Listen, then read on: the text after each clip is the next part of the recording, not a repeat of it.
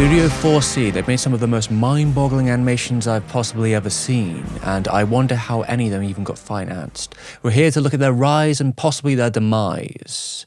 And it's going to be a long one, so check the chapters, sit down, relax, and enjoy.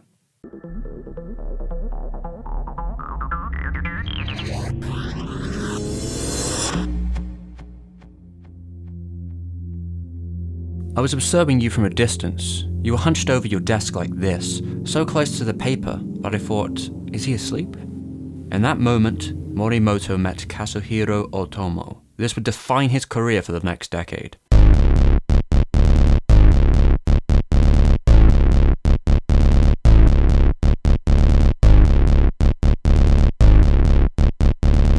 Only a few years later, he was side by side as Otomo's right-hand man, where said director would constantly push him to take charge.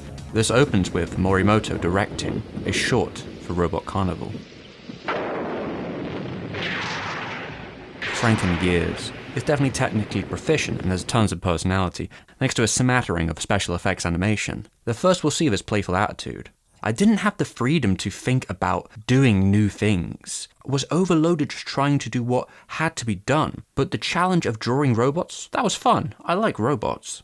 As time passed, Morimoto grew tired working for other people. You have to kill your individualism, first of all, so I did that. But at a certain point, I started to wonder what my style even was. I had been drawing other people's visions, but I started to think about what would I do if it was solely up to me.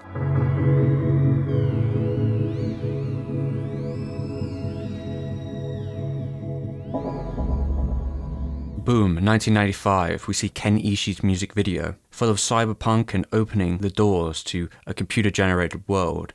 The ambient spots oozing with atmosphere. You have these 3D compositions in its background, which then became a staple of the company's future, especially with the way he uses the frame interpolation to slow down characters, like the figures are submerged in syrup. I have no problem with CG whatsoever. Whether it's CG or hand-drawn, they're all tools to express something. There's no reason to reject CG on its own. It's just something that's new, that you have to learn how to use.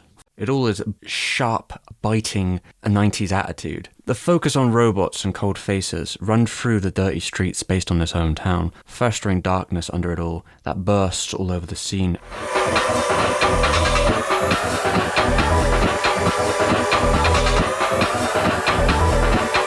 It's a VR world where you can relive your childhood dream of biking through a cityscape. It's built for late-night TV, these nightmarish flashings of high-speed ultra-sensory, made to blow the mind of young boys. Like if you were being jacked into the internet for the first time. A world where you can become the precarious daredevil of nightlife. I love techno, and at the time I listened to Ken Ishii's music, just by chance I was introduced to him by a mutual friend at Sony Music, and Ken said that he was wanting to make an animated music video for his next track. I was obviously keen to see what I could do for it. At the time, computers were super expensive. Regular people weren't able to use one. We used one for this video, which was still very rare at the time. We made it in about a month. It felt like we made it without sleeping. There were lots of late nights, and we didn't have much room with the schedule, but it was the first time I was able to do something I really wanted to do. There was an artist I liked, Mobius, a French illustrator. I was looking at his drawings, and I also watched Taranatsky's Stalker, and of course Blade Runner 2. I was influenced by all of those, but I think Mobius was the biggest. アキラ以降、その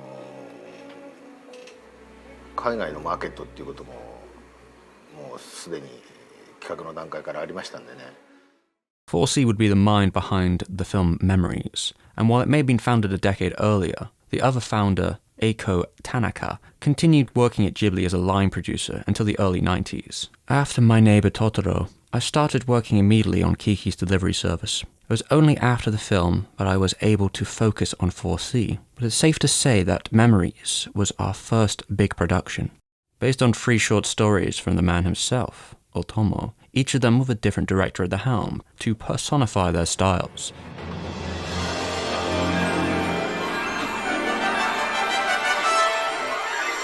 Magnetic Rose It's a blunt way to start the anthology for sure, but the raw beauty to both the picture and the sound is kind of a sensory overdrive experience. A haunted house in space, I mean, what can go wrong there? Well, it may be from Otomo's short, the two creators, Koji Morimoto and Satoshi Kon, make it their own, using similar techniques as Kon's future films, but in a bigger production style. Although it was a collection of stories, we knew Magnetic Rose was basically our centerpiece for the project, and the pressure to get it right was intense. Grounded sense of drawing goes back to Akira, but now we're in Space Trucker land. Toshiyuki Inoue was a prolific key animator who'd go on to be one of Kon's animation directors from a relationship born here. He'd handle character and animation direction, doing a fantastic job.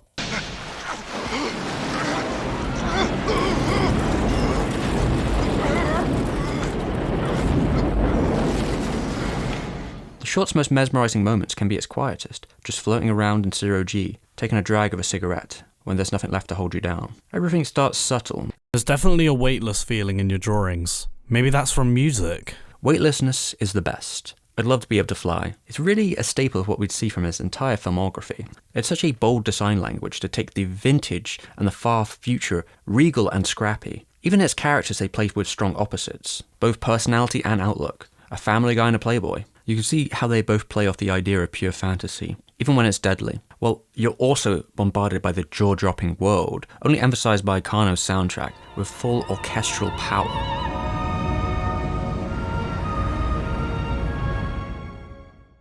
And the use of operatic numbers, which also play into the backstory of its characters.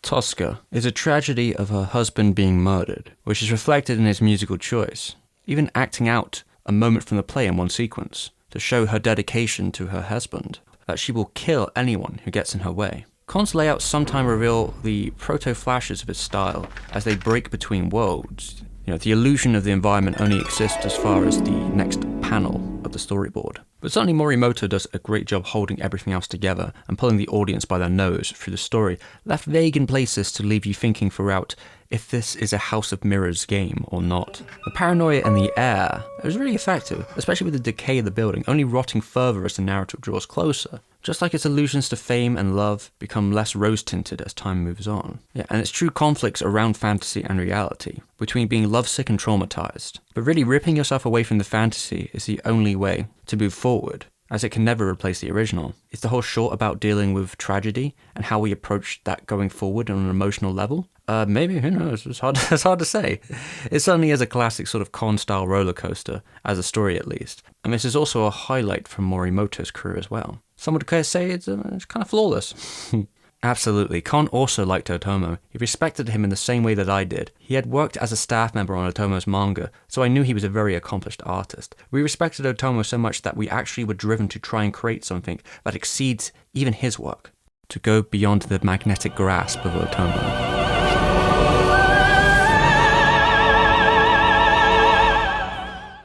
Okay, but there's still two more shorts.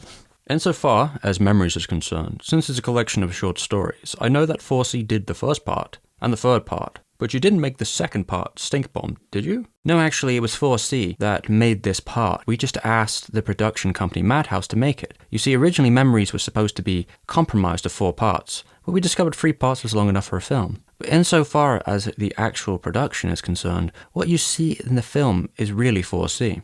Director Okumura was Madhouse staff, who happened to fall into the position when Kawajiri didn't think the project suited him, so he became a supervisor of sorts. He'd be a strange pick anyway considering his catalogue. The director once described this as short as a gag manga. This was the first time he'd had the chance to direct something like this, and he learnt a lot during the production. It's kind of a whiplash of tone, but in brand for the anthology's take where each short holds its own style. This one recalls Otomo's comedic work, an earlier short from Neo Tokyo. Coincidentally, we are back to the same studio. At first, the whole picture may seem subdued from an animation perspective, but Stink Bomb has its own pace and rhythm that controls the unfurling of its ludicrous story beats. All that only gets stronger as it goes towards its ending in a dense display of missiles and military firing off against a white-collar worker. The director had only worked in TV animation, so this was a rude awakening about how you deal with the different language that comes with a theatrical production, and that you can't just use the techniques that he'd grown accustomed to. And you can kind of see that as the movie goes on, as it becomes more intense. even if they were stuck using smaller paper stock than the magnetic rose team, which was a sore spot for many people working on the production. I gotta say, in Pandemic, it has a certain feeling to it. While the story was written as pure fantasy during research, the creators were told similar style events had actually happened prior. As they say, life imitates art. It's all under this sort of playful orchestration that changes the tempo. Scene to scene, it's kind of like a jazz experience. I also like how it plays with memory lapse. Even though it's a simple story, it's told pretty big, and it does refer back to Rojin C with its silly idea taken to the maximum overdrive position. Yet because it's not Otomo, it has a less kind of bitter aftertaste to it all.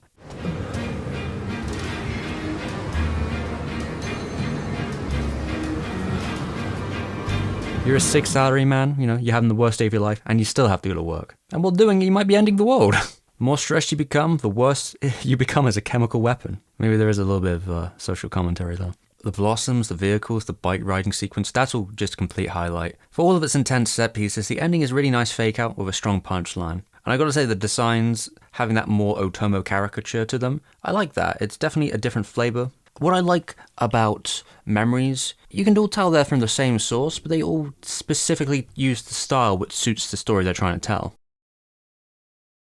A more like caricature-y, goofier Otomo style. But it also lets the director sort of define the work and find his own way through it. I think it's nice that Otomo does that because Okamura kind of went on to do a lot of other like TV shows and projects on his own and became a director known of his own right. But you have to start somewhere.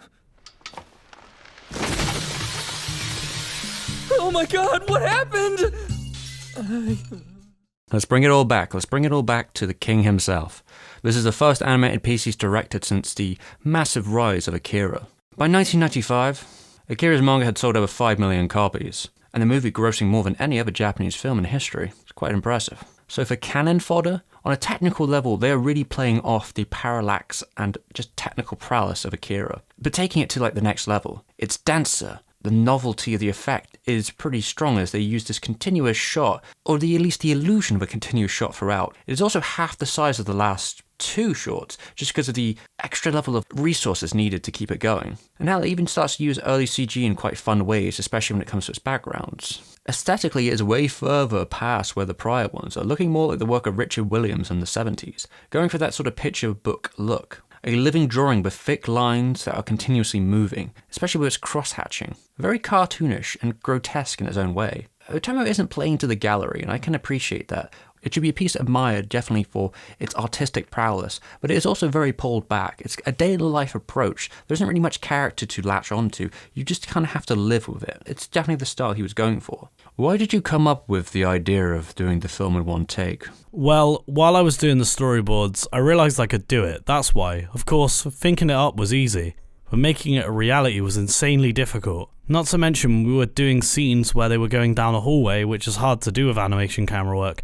We couldn't use our usual method of doing optical compositing. We managed to get through it by using computers instead. We drew a 3D CG hallway, and then slapped on background texture, but back then computers were insanely slow, and it took about a week to do the processing. If we had a retake, that would be another week. But this wasn't just for canon fodder, we also ran computer simulations of the title screens for Memories, and after a lot of trial and error we were able to figure it out.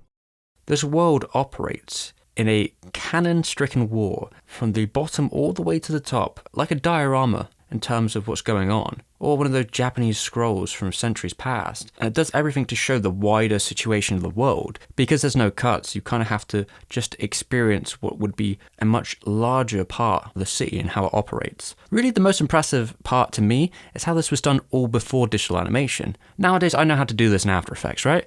But back then, you got to do this on a photo rig. You have to have some poor bastard have to sit there with going through like back-to-back backgrounds, right? And taking a photo of every one of them very, very slowly. Next one, very, very slow, and hoping he doesn't mess it up. I'm sure that was an aneurysm waiting to happen. I definitely see that this short plays more to like an international audience in stylistically. It has very little to do with like a strictly Japanese piece of something like Akira. It's definitely at times satirical. It almost reminds me of sort of like The Wall in its way. So as it's about, indoctrination, war, how young children sort of react to those sort of things. And we know nothing of why they even fight as an audience, but I suppose that's the best way to keep it. It certainly leaves an impact, I'll give it that, for an outro. And it's a good way to mix it up, like a nice palate cleanser towards the end. I actually really think one of the least technical effects is one of the most impressive, which is right at the ending and how it cuts straight into the credits. It's very abrupt for sure. Like the first time I remember watching the short, I was just like, wait, is that it? I was confused. And certainly while I have my preferences towards the first two shorts, in no way do I think the third is particularly bad. I actually think this is a really strong set of anthology films. Maybe more so than some of the prior ones we've seen from Madhouse. And the beauty of it having such different styles is I'm sure everyone has their favourite. And for sure, I know that Otomo was doing this intentionally. All in all, Memories is a fantastic debut for the studio, proposing a wild new world of animation where the creator was king. Also, this year, we saw a re-release of it, probably the most refined version you're going to find, nice crisp HD, best transfer, new subtitles. There's actually dub for this, which they're pretty good actually. And some of the extras on there were certainly very helpful for this little video I'm making here, so I'll take that as a credit. So I'll finish this up by saying, Memories is definitely a film that shouldn't be forgotten. Leave your groans here.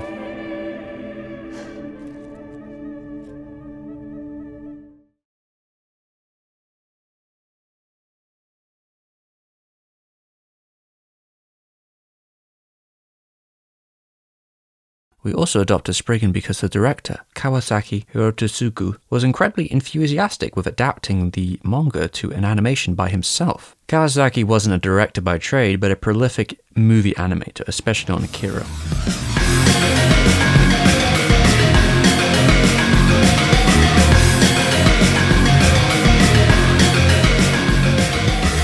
Prior, he'd worked as an animation director and character designer on Stink Bomb. He was now given this opportunity to create something with a lot of freedom, a surprising amount. He directed, scripted, and boarded the project. While the movie only loosely follows one adventure from the manga, it sort of moves the tone to a more somber position, and you can still see that the team are fans and that they're kind of reinterpreting what they want to. There are a lot of different ideas and sections throughout the manga that are sort of brought in here in some way. I gotta say, what shines here is definitely the production. There's just like an insane amount of polish given how many countless set pieces there are. They may have a narrative that is stuck together with glue, and it's peeling, but yeah, the actual technical level here is really impressive, and it's all in the style of like Otomo. And if you like that kind of thing, you will be in for a treat here. Even minute moments are given just so much grace. There's one particular thing I remember where the elevator, and it just very complicated perspective shot to do in 2D, and it's basically for nothing. It's just a quiet ride. In fact, what's supposed to be the important shot is what you see afterwards, and that looks kind of very like whatever in comparison to what just happened. I gotta say, this is an animation paradise, and it rules over all other decisions, which is why you can kind of tell like Key Animator did it, because even if something doesn't make a lick of sense, or it's just like taken to 11 from the original source material, who cares a fuck, right? The most legendary soldier in your organization is being friendly fired and captured by his own allies. Hey, it looks cool. What about, saving your ally out of a black hole with a grappling hook and then holding on to, like, life as you know it with your broken arm? Whatever. Even when they're adapting the source material, the approach speaks to how the boards and animators could just add on top of everything, just to heighten something, because they thought, yeah, why not? Like, the Fat Man battle makes him into this complete titan with a shared history, and the brawl moves from, like, a few pages of affair to one of the biggest in the whole feature, and an ending which is just such overkill. Finally you begin to fight! That's another thing with the major story here, is how they expanded 4 chapters from somewhere in the middle of the run and turned it into 90 minutes. Upon first watching it, I could have assumed that this was just like the whole manga, like condensed into one feature, because it kind of moves at such a brisk pace and so much happening. I'm just like, what? Okay, what the hell? But then, yeah, no. It's just 4 issues. In fact, the actual manga is very episodic. There's not really a lot of through lines between each of the sort of adventures. And there's definitely some retrofitting of other parts of the manga in there. It's hard to completely check because a lot of the original Spriggan manga has never been officially translated. And in the parts that were translated, there was quite a bit of censorship going on towards its more critical aspects of the industrial military complex in America. Anything to do with anti-American imperialism, gone. And that certainly is the heart of this flick. So much so I wouldn't be surprised if Kojima had wrote it. That being said, there are especially details here with used backstory and locations, as well as some of the colourful cast here, where I do wonder a little, Certainly on the same wavelength. And this was just such a large production for the studio. I feel like they brought a lot of people in, and Otomo's name does that. We have at least like 73 credited key animators, 5 animation directors. Now, if we compare that, Akira only had 3 animation directors. And yeah, while not everyone had worked on Akira, there's at least like a good portion of these people that have a history with Otomo and Akira itself. After all, 4C, the studio itself, was half created by one of its pupils, Morimoto. So it's hard to escape his name, especially since it was used to promote the movie. He drew the Japanese poster. It's hard to find information on this film. You have no idea. Right, my little booklet here says that the feature film, Otomo was the supervisor of all the frames. The 90 minutes had over 85,000 keyframes. It's a pretty big number for like that size of production. It's a very flex-heavy film.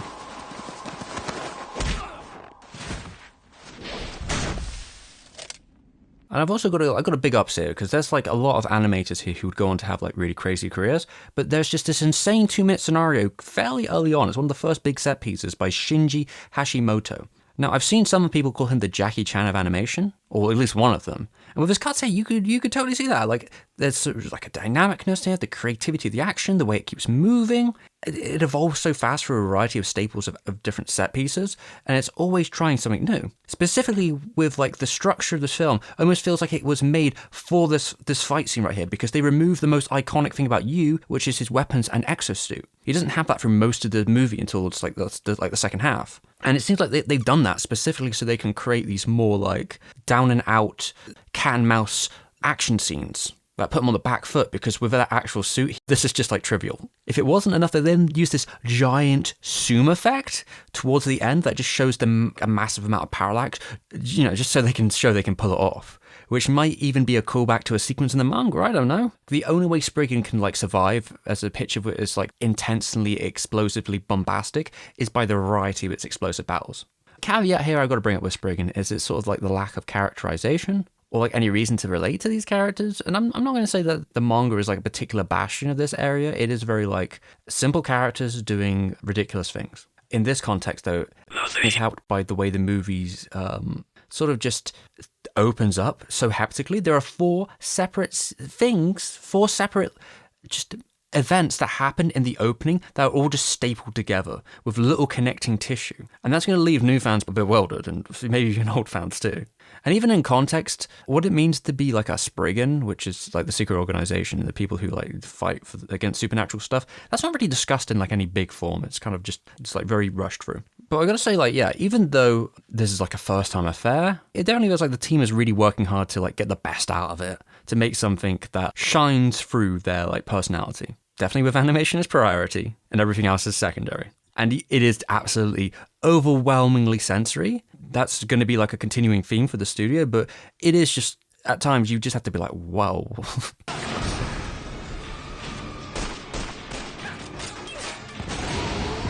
And that's not to say there aren't like few quieter moments. I really like how meticulous moments are, like how they treat the guns, like checking guns and stuff like that, cleaning them and readjusting them, all like very accurate. And that was all handled by the actual director from Stink Bomb, who was in charge of like all the guns. And after this production, he said he never wanted to see another one ever again. So that's nice. The way things are designed too, that's pretty cool. Noah's Ark was credited to Otomo, and this is a very different perspective than the original, which was much more traditional. I'm not exactly sure how involved his design was here, because finding stuff about Spriggan is quite difficult. The production book and interviews that involve Spriggan are all like in Japanese, and they're locked away on paper that I can't get. I do find it funny though that there's like this kid right here. I assumed when I saw him, I was like, oh, this is definitely an Otomo design, but no, he's actually in the original manga too.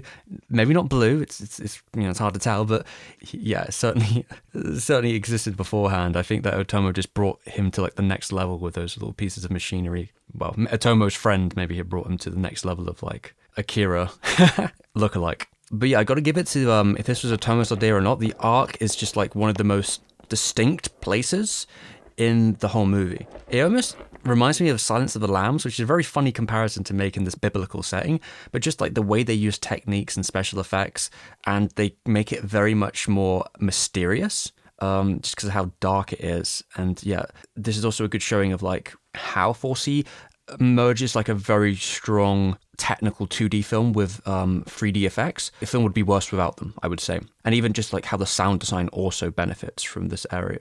It all merged together in a really fun way.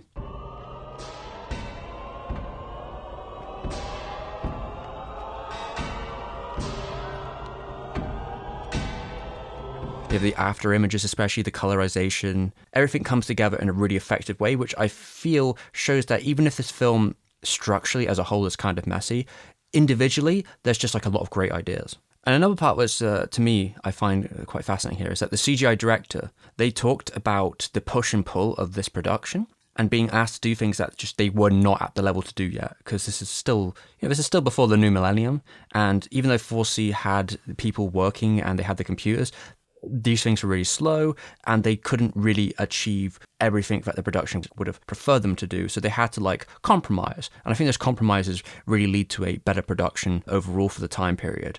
It would have been easy enough for them to try and push the envelope in CGI a little bit further, and it might have came out with something that looks quite dated, which if I could say anything about Spriggan, it's definitely not a dated looking film in terms of its effects. And what I would say here, especially, that again, 4C has carved out a bold style with their second feature. Even if it's one that is not 100% together. It showed that they can basically fight with the best of them on a technical action level, which at this time in the 90s would have been quite important to have. And that they could really approach any style of adaptation and try their best. Even if, we're talking about like just a visual exhaustion that can come with watching Spriggan. Especially down to the soundtrack, which is unique, let's say. But I guess it works here. I mean, looking at how like the characters can move so flauntlessly, it's kind of this merging between like a realistic military procedure and just characters that you kind of know have a sort of almost supernatural ability just by how like weightless they are. And there's definitely an attention to detail to everything here, even down to like the visual setting of Istanbul or the visual identity of like the chase scenes. There's just so much stuff in the backdrop there. The falls, choreography. It's all great.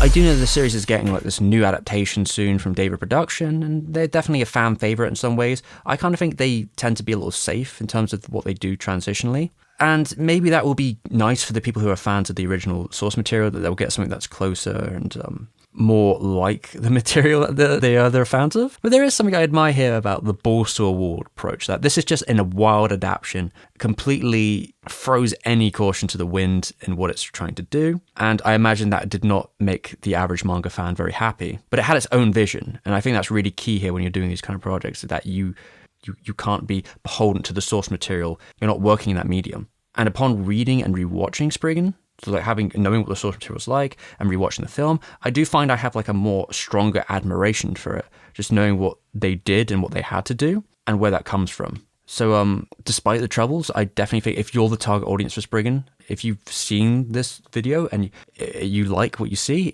give it a go. Why not?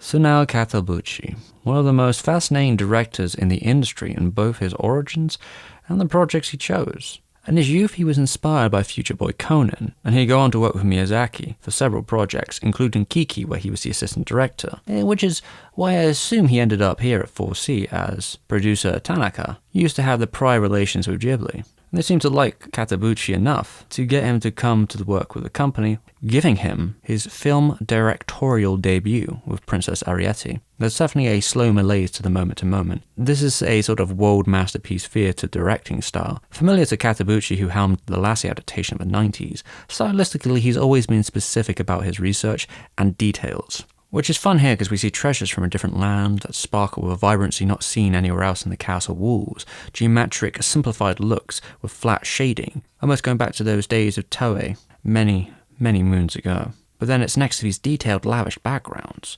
More so, its philosophy is focusing on the motions of the characters, no matter how small. And the colour itself makes it feel like a piece beyond its age. It has a very warm, muted style, especially towards the front of the movie in the castle. Perhaps that's to sort of heighten the sort of moody atmosphere.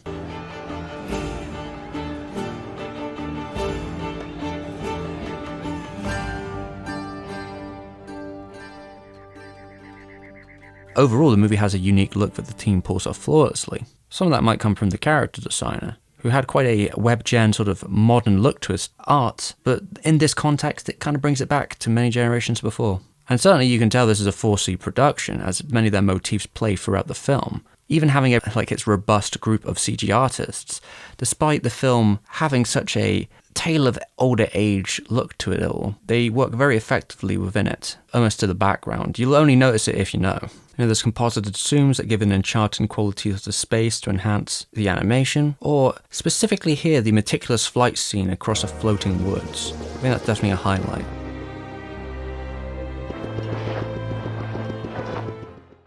Arete as a film finds its own approaches to tried methods, from the story to its animation, only made stronger by the musical score by Akira Senju. The composer to FMA Brotherhood, at times the movie just lets the orchestration convey the mood, if it be a small or long set piece, accompanied by actually a Russian vocalist known as Origa.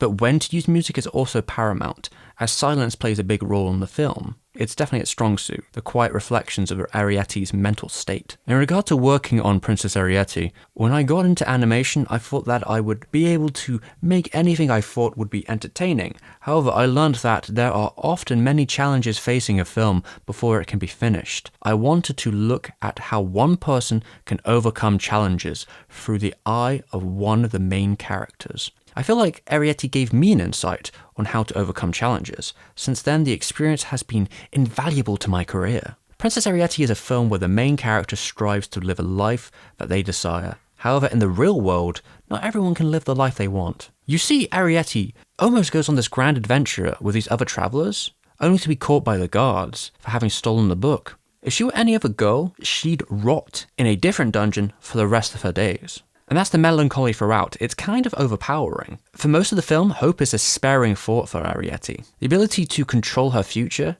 as a pauper or princess is the same. There's a message ascribed to her that there is no need to fight destiny when just surviving is bad enough. Which in turn is the film's critique. When the princess is cursed, it shows how vapid the job of a damsel in distress is. As if life's problems can be fixed by outside magic. This isn't just Arete. The movie understands everyone is trapped within their circumstances. Both the sorcerer and Arete are effectively in the same situation. They both want someone to rescue them. However, Arete is able to find her own style of magic and use it to break the curse. Despite not being a witch, she found something inside her that wasn't supposed to be there. And that's a direct contrast to the wizards and sorcerers who are so dependent on the outside tools to harness their power, they're completely naked without them. But Arete is always about finding another way to assess the problem and approach it. That's where her strength is. She isn't the beautiful fighting girl, and she certainly is much closer to Kiki, but not quite the everyday girl either. Which might be why she picked up such a big feminist following in Japan. And when we're talking about the feminist perspective, Hideko Taniguchi did a paper on Arete's impact in Japan. Diana Cole's Clever Princess is one of the most widely read feminist fairy tales in Japan, and it was made to be an alternative to the conventional stereotypical princess fairy tales. The feminist movement made its way into fairy tale writing between 1979 and 1983, and this period, male and female writers began an important dialogue about what constituted a fairy tale. As a reaction to the sexist, racist, and classist leanings of canonical tales, feminist writers began to subvert older stories to create new ones. And this all makes sense because Coles, as an author, ended up befriending a group of radical feminists when she lived in Greece, and they recommended her a lot of literature. The Clever Princess eventually became Princess Arete, and that was translated in Japan by a group known as the Women's Group, a collection of 4 female citizens who were interested in gender equality, and they found it somewhere in London in a female shelter. Eventually, though, several years later in 1989, they were able to both translate and publish the book. My English copy of Clever Princess was published by Sheba Feminist Publisher, which was a sort of feminist co-op in England. But when it came to Japan, the story saw a couple of adjustments. They changed the cover to make it a bold pink, which was associated with the girl power movement at the time, and it is fair to say that some of the ways that it has been adapted as a story affected how it would also be adapted into a movie. They did make their own little translation note, which I'm going to read to you all now. When we first read The Clever Princess, we were very glad to find at last a story of a girl who can tackle and overcome difficulties on her own. Princess Arete overcomes every bitter trial imposed to her by the magician with her courage and cleverness. In doing so, she never fights or hurts anyone. Girls are usually expected to be gentle, sweet, and reserved. It would be wonderful if Princess Arete, who is courageous, clever, generous, and vigorous, became the popular model for young girls.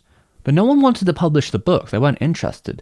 The only place they could find that did was a woman's shelter, and it was unbelievably successful. We're talking in the first couple of months, it had 8 editions. That's insane. And which is probably why it had such a long-term life in Japan and eventually ended up getting this adaptation. Not, 20 years later? Tanaka once said, Princess Arete started because a female chief from an animation coloring company one day asked me if she could create a movie from the original novel. The author herself was quite puzzled about the popularity in Japan, so she asked the group, and they said it's because the original novel decries the idea of arranged marriages, which was still kind of an important and topical position during the 80s of Japan. The response wasn't all positive. Taniguchi in his essay states that many adult readers of all genders actually were not necessarily the biggest fan sometimes of the women-centricness of the story, or how it presented males as stupid and evil.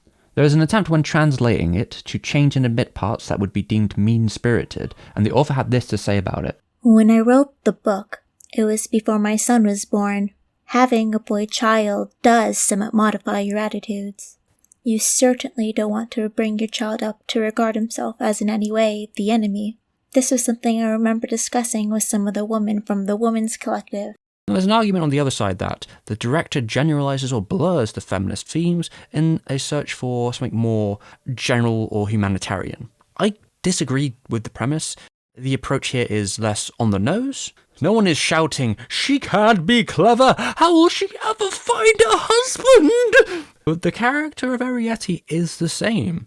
And if anything, she shows herself to be even bigger of an inspiration since the story is so heavy with melancholy in comparison to the book. In context, the book paints a happier princess who seems mildly annoyed by the problems in her life, but not burdened. She gets on with everyone. She's just having a good time. Arete in the movie is less outwardly confident at first and is full of loneliness. She is constantly barraged by suitors who are complete creeps pretending to be Prince Charming, but are closer to snakes in weight, which is really kind of uncomfortable considering how young the princess is in comparison to these guys.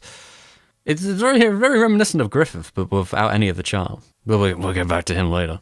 The characters are cynically cold. Rarely do they have much warmth towards Arete. She's still very open-minded, opinionated, but the movie version knows that she has to speak carefully. And the world around her has definitely been fleshed out more so. The movie explores the town and the community aspect, but it's just not present in the book. The circumstance of the characters outside the princess is also taken into account, as well as her philosophy. There's also the side effect that there is no curse inflicted on the princess in the source material, and that does take up a fair bit of the runtime here. It causes definitely a lot of dread to be trapped within your body and aware of that, but not being able to do anything about that. It's kind of horrific.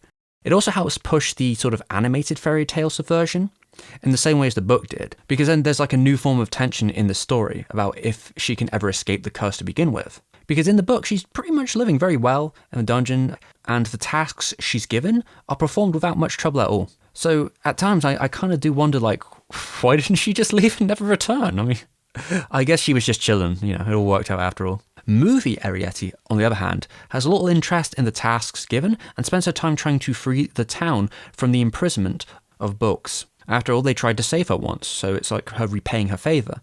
They also pity Bulks.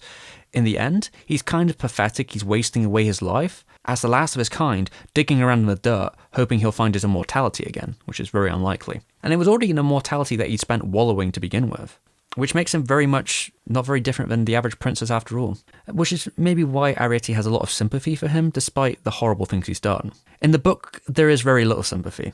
Now, in the movie, Arete finds a way to escape the castle, her curse, while also replicating the look of the cursed princess, so the sorcerer is little the wiser, and then comes back to save the village and destroy the castle. That's kind of like the most daring proof of her intelligence, and like her just skills as a person. Despite being helpless for so long, as soon as she isn't, she's pretty much in control. And ultimately, I think one of the nicest things about the movie is that her strength doesn't just come from her wits, but her empathy. To be honest, for me, the only thing truly lost in the adaptation is the pocket snake. That stuff is pretty fucking sick, dude. And that's something nice about the movie is that, it still keeps the idea that Arete, she succeeds where people fail because she tries something different that's not quite as aggressive or as blunt as the average knight. Because in the time that she was locked up, she was able to gain a lot of skills and learn much about the world. Certain areas are a little bit less overt. Say, for example, the stuff towards the encouragement between women in the story. Instead of hostility, it's still there, but some characters have become a little bit more cynical, so it is a much smaller part of the story this time. So yeah, so I can definitely see why some would argue that there are things lost here, but I do believe there are things gained as well. Because the story now becomes more about the entrapment of women by men. No matter where you stand on the class lines, they are beholden to the patriarchy. Princess Arete is a very inquisitive girl who doesn't easily give up once she decides to do something. When her story begins, it's as if her true self is hidden behind a mask, but eventually she gradually manages to express her feelings and find a way to live her own life in full.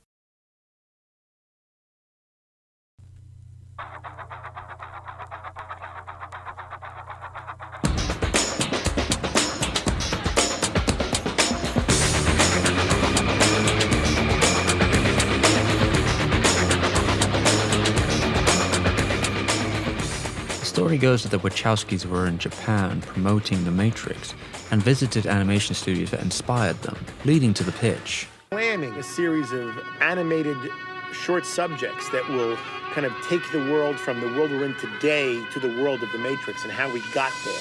Michael Ayers, the special effects wizard himself, was invited to produce, and we'll talk a bit more of him a little bit later. Alongside Eiko Tanaka, whose studio took centerfold in the production. It's a dream team of Japanese animators with a few they couldn't get a hold of. However, it starts something a little bit different, let's say that much.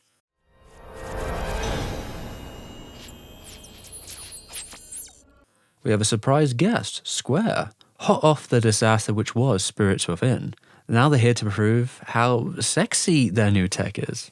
So it starts off being all about the glimpse. The idea of sexual tension in this instance through a male lens in a digital space, which is where I can see the missed potential.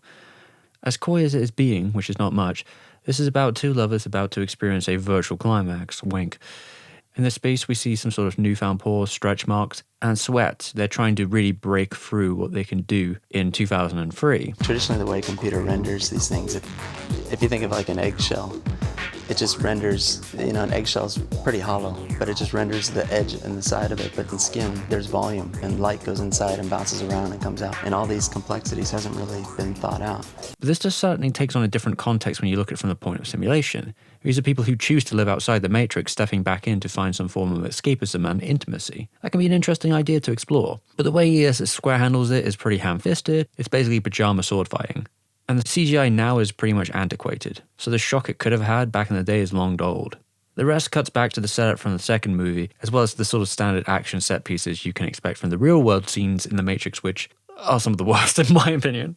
I found that part a little bit dull. So this is probably my least favourite, so let's move on. The Second Renaissance. This is Mahiro Maeda's film, and he's best known in the US at this point for Blue Submarine. Which I always thought was very funny when they bring that up. He's had such a interesting career as a key animator behind many of Arno's projects and beyond as a director in his own right. And what he's been given here is basically the creation story of the Matrix universe. And he said himself as a director what attracted him to the production was the mix of American script with Japanese animation. The majority of the script did come from the sisters themselves. Characters like the instructor were designed by the director though, and expanded on this sort of Buddhist iconography, as well as the Mandalas. It's also a beautiful showcase of digital mixing 2D and 3D, as we'd expect from the studio. It's an interesting mix of cyberspace and religious iconography to tell a mythic story. Akiko Sato helms the CG again, having worked with many of their early projects. The animation is constantly pushed into new territories, but with Michael's software and experience, the studio achieved new heights in terms of pushing themselves further with a variety of techniques in digital technology. And it's composited in such a way where the world can mesh quite well. I wouldn't say it's perfect, but it succeeded as well as you can expect for something from 2003. And it definitely helps convey the story. This definitely has some of the harshest imagery of all the collection, showing a real brutality of the sort of war between human and machine. Who was to say the machine, endowed with the very spirit of man, did not deserve a fair hearing? It also splits it into two sides of supremacy, and it uses a lot of shorthand for historical imageries to convey its meaning. While it starts grounded in such an apocalyptic landscape, it eventually becomes basically the equivalent of a death metal band cover.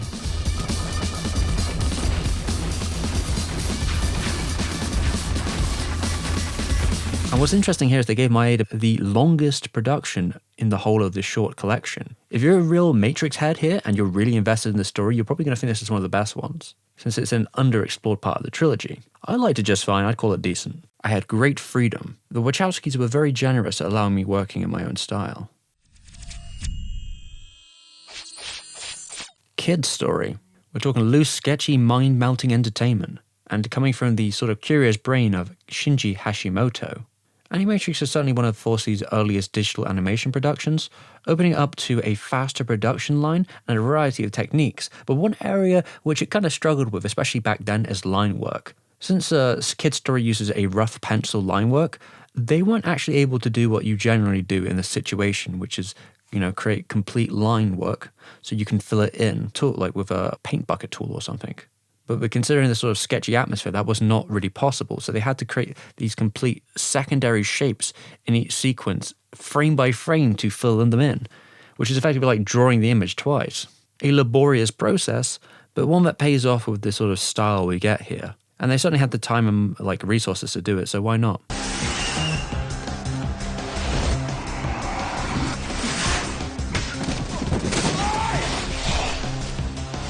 They were also lucky enough to work with the actor from The Kid, so they were able to shoot a lot of reference material to sort of build off of, which isn't a regular thing in the industry whatsoever. And the way they use them is quite liberally, so they can sort of expand on them and use their sort of artistic prowess to make them more stylish in the end, especially when they start pushing the limits of what smears can do and the shapes of these characters, almost like the Matrix itself is unfolding.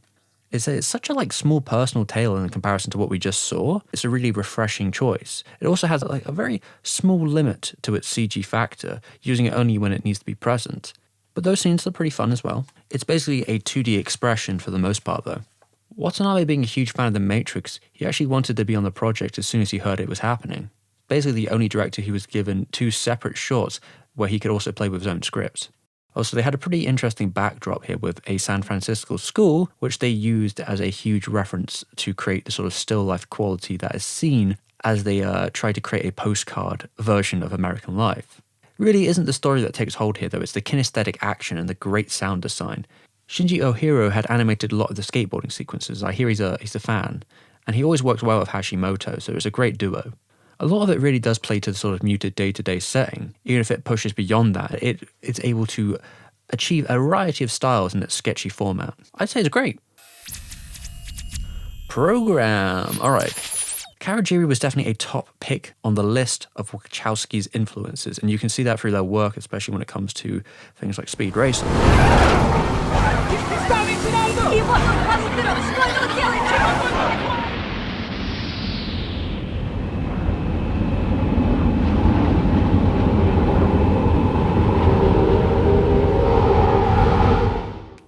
He accepted the position as long as he could write his own script. And the setting of it was chosen in such a way because Kawajiri thought it was only something that he would choose. Not to mention the producer did want something that was actually Japanese in setting, let's say. This is the first short animated at Madhouse, Kawajiri's home base, and a frequent collaborator of 4C. And for good reason, as we'll see, Madhouse brings something special with their sequences. In the commentary, they say they wanted to achieve 2D animation to the fullest potential and as flat as possible. With its black shadows and multi-layer shading, a limited palette pushed all the way, with the help of Minowa. He's Kawajiri's right-hand man, and without him he wouldn't be able to achieve the heights of his animation career. No one quite does horses like him, I'm going to say that much. It's ironic that one could be more at peace in the virtual world. Program is such an intense condensing of Kawajiri style. Coming off of the production of Bloodlust, the team are in top form, and they're trying to be even leaner here. There's an astonishing amount of detail and grit to it, with a high contrast look, sort of coating everything in textures and overlays. Sometimes it sort of recalls a ukiyo-e painting over anything the director's prior done in his projects.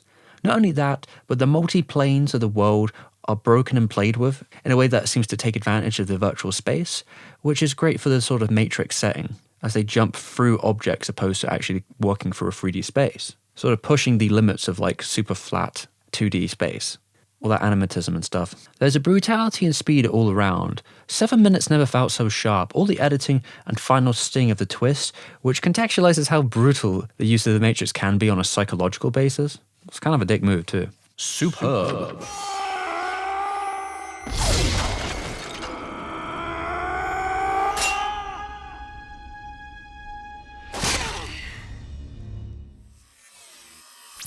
Speaking of superb, what about world record? From one Madhouse talent to another, we have the protege of Kawajiri. He's really defining his style here with a short which achieves what he'd later do as well with Redline. Kawajiri wrote it, but Koike was the one that directed it. It's a high-octane drawing bursting with vigor and his own sharper flowing slow-mo.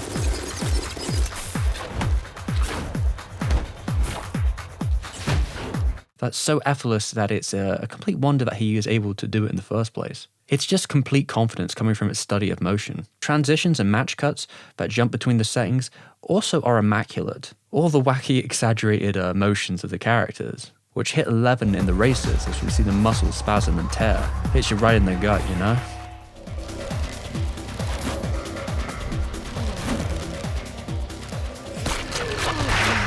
It's pure power. Madhouse is the greatest. Or at least they were once upon a time. I'm gonna say, best, baby! Now let's get back to 4C and Morimoto. This short was an opportunity as a byproduct of him working with Otomo, but having those scheduling conflicts as he was still working on Steam Boy at the time. Also, since he was one of the heads of 4C, it seemed to make sense that he would be working on it.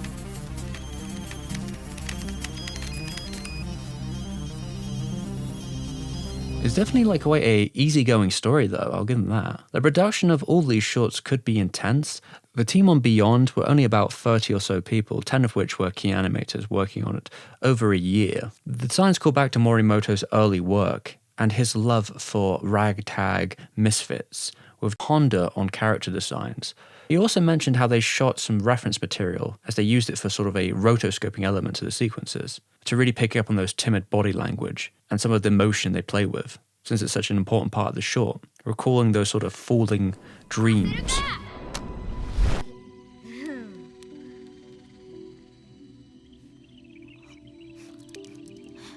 It's cerebral and surreal. It is a serious glitch in the Matrix, where you fall further down the rabbit hole. It is accomplished by its soundtrack from the Matrix composer himself, Dan Davis, whose sort of unfiltered sounds add to the vibe. The short uses bursts of first person in a handheld sort of style for a newer digital processing, recalling virtual reality, almost like his first short, huh? Coming back to it, huh? As it progresses, its soothing tone sort of absorbs itself past the conventional narrative. Its floating characters ready to fall through the world, a sight to see when you see it drawn.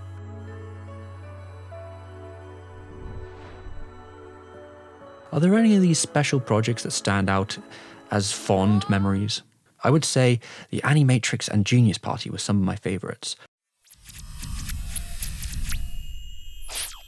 Detective Story paints a vision of a retro future noir. It was Watanabe's idea, a hard-boiled typeset into the Matrix, using a traditional jazz soundtrack as if it was made in the 40s. It also finds ways around noir animation, never being able to capture that sort of textural element of the film stock, or moreover going too dark. It uses these sort of textural filters with its animation, and adding layers of noise and distortion, as well as a very selective colour palette.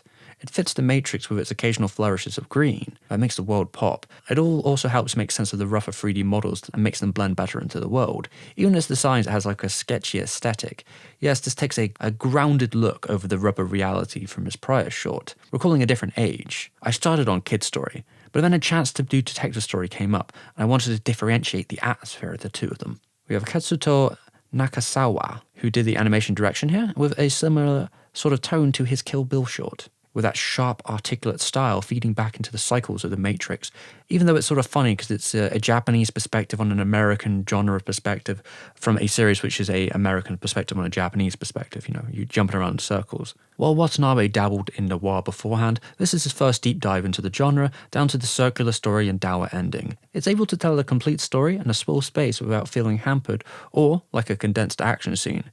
It's got that rough edge, and it's definitely one of the finest shorts, even if it had too many difficulties to list in its production. Excellent.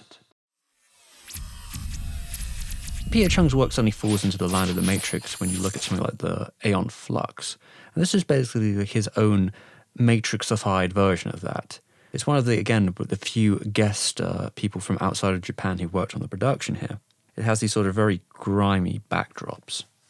We ended up short a director at one point because kind of scheduling conflicts forced one of our directors to leave the project. And so Randy suggested, well, why don't we get Peter Chung get that Eon Flux guy. His short was produced in Korea with his own team, and CGI characters hold a sort of predominant position throughout. All the machines were created in 3D.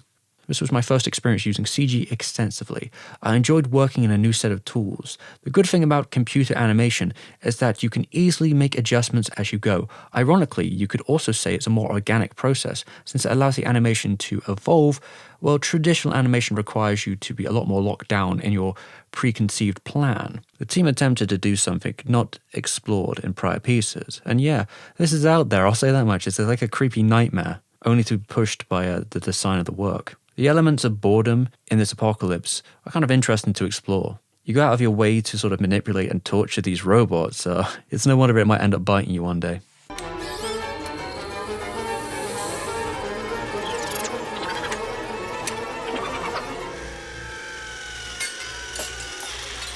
It's definitely sort of a visual journey which takes advantage of the CGI, especially with the camera movements. Make of the ending what you will, but yeah, it's definitely an experimental one. Pretty cool, decent. This is a solid collection. Only one of them I find particularly underwhelming. Here's my ranking, but the beauty of it all is I'm sure everyone has a variety of picks and top spots coming from the strength of the team working on it. Animatrix is an absolute trendsetter, and I'm sure I'm not the first to say that either. For Warner, it was a massive success, and looking at the sale numbers from the time, it made more than enough to balance its meager budget. Also encouraging Warner to continue its pursuit of anime in the future, which they have been doing to this day if you look at things like Adult Swim and newer projects on the horizon. And this won't be 4C's last anthology either.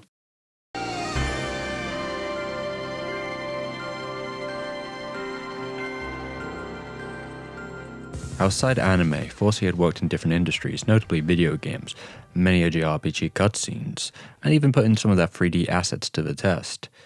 The most fascinating to me was Katabuchi's Ace Combat 4, a game where he directed the cutscenes and the story, with the production house 4C behind him. Tanaka was approached by Namco about it originally, just as Arete was wrapping up. There'd been some negative backlash to the story mode in prior games, and they wanted to mix up it with something new. This was a European-style cinema affair, shot on 16mm, a somber and quiet war story, accompanied by sparse acoustic music, an idea Katabuchi had acquired from Arete as a way to elevate the emotions. The Allies retreated across the ocean before the onslaught of the enemy.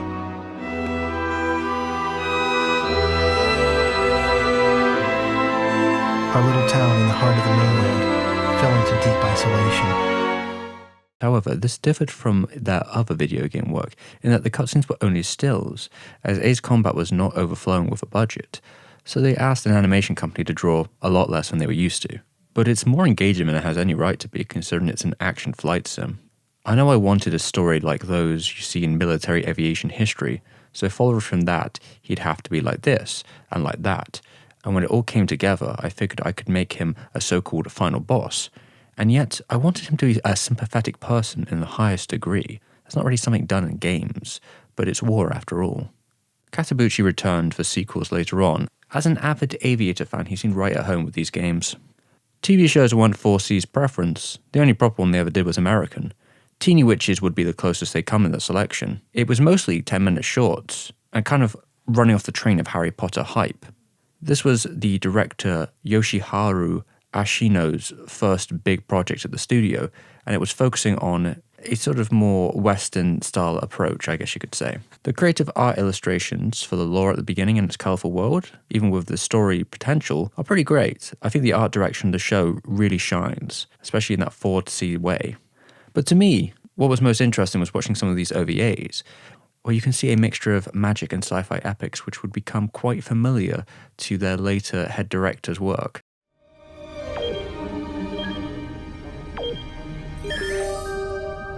There.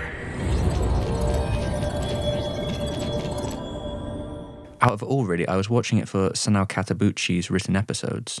The first episode he did on the OVA involved his wife Chie Urotane as the animation directing board's episode direction, so they were a real power couple. This one is kind of like a comedy vehicle using a lot of the magical world for its setup.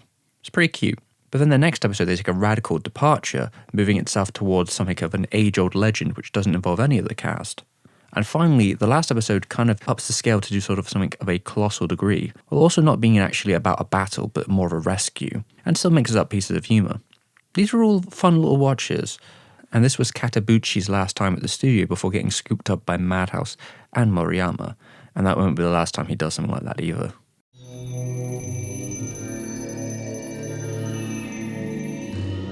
How does anybody talk about this? Like, what do you even say? Mind Game was a bit hardcore for people, I think. Well, let's start right at the beginning. In the case of Mind Game, I happened to read the original book that was sitting in the bookshelf of a composer I'd visited, and I thought, this is such an interesting story. Whatever I do, I would like to animate this story. Then, I asked around who could be the director for the film we would create. I came to the conclusion that it would be Yuasa Masaaki.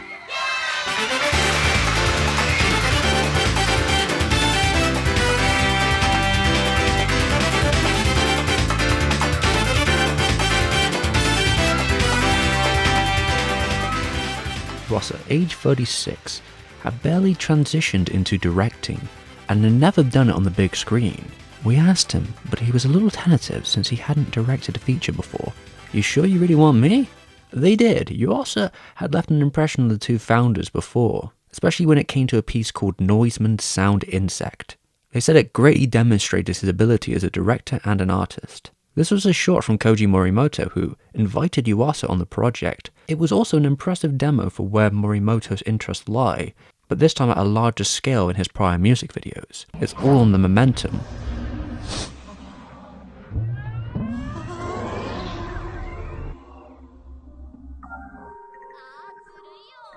Although it wasn't one the director was particularly happy with overall. I didn't feel like I directed it too well. Morimoto later realized that he had something quite different in mind for Yuasa, but through collaborating they both gained a deep appreciation for each other's work, despite the different outlooks they had. And this is where the origins of Mind Games start. Morimoto first showed Yuasa Robin Nishi's manga during this period. While we already had the original material, we even started making it before we had the money in place. It was actually really hard to find the money for this film. Of course the budget was low, but when you've been given a small budget, you just have to figure out how to make the most interesting film you can with the money you have. You can take a more casual approach. The storyboards themselves took about 8 months by the director. As the production went underway, it ballooned in size. By the end of it, we had about 250 people who had worked on the film.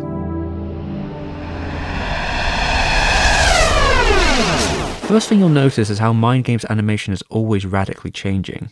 Yeah, at first we actually thought of starting the film with live action actors, with all the stuff at the beginning with the sex and the gun incident, all of that, keeping that in the real world, but leaving all the rest in animation. But then we realized it would be a problem to do that from a storytelling point of view.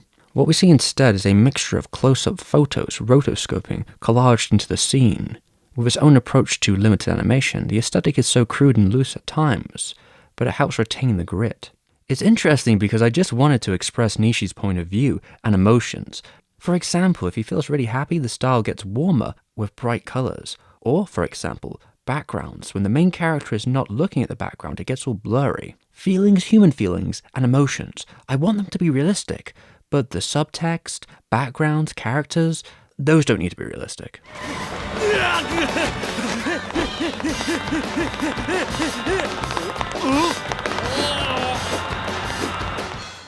Nothing insinuates that quite like Mind Games action, which holds no basis in reality.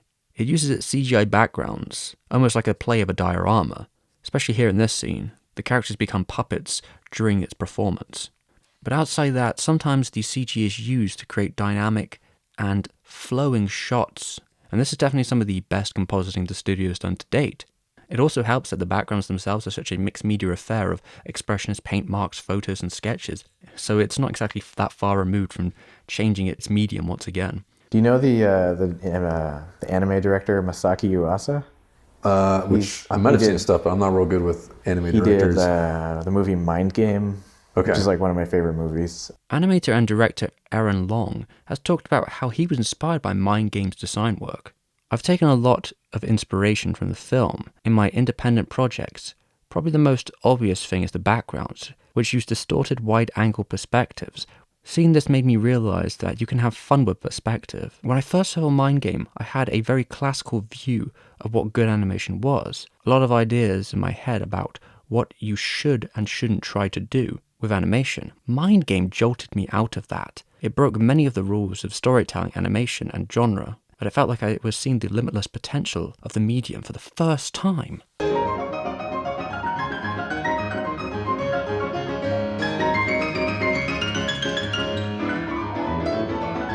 Now, we gotta see there's a lot of dancing in this one. And as Yuasa says, it shows a sort of liberty and expression. Same with running, the passion that comes from that. It's very easy to see the emotions through his movements, as he says, and that's why he uses so many. The movie is already a wild experience, but it comes together so vibrantly in its dances, in both its audio and visual. It's almost transcending. At times, watching Mind Games is so dense with technique that I can barely breathe, feeling as though I've been astro-projected through decades of animation. I used to watch Miyazaki-san's scenes in Alibaba over and over again. I loved them so much. The accompanied sound is the most vital piece of the puzzle, basically why it was so hard to sell the movie, because without it, it doesn't come alive.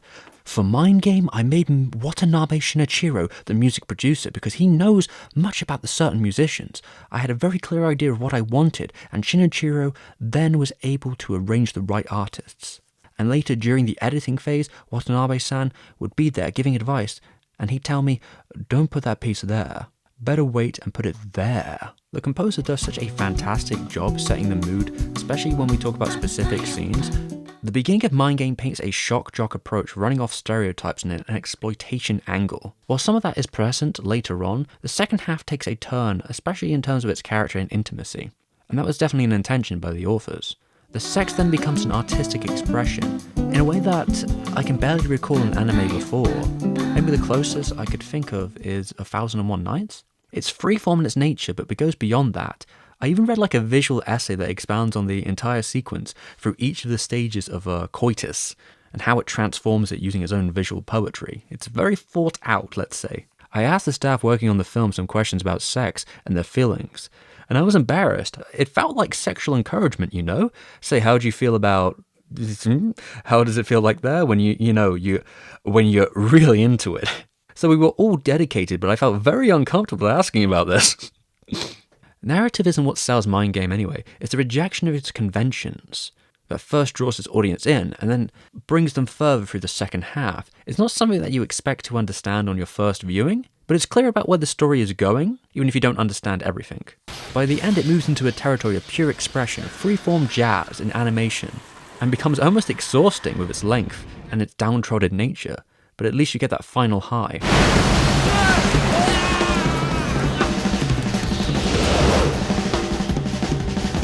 Whatever the movie is doing in medium and tone, it pushes the envelope using whatever tool it needs. The benefit of such a huge selection of artists throughout its development, for sure. And some parts I have to hand it to Tanaka.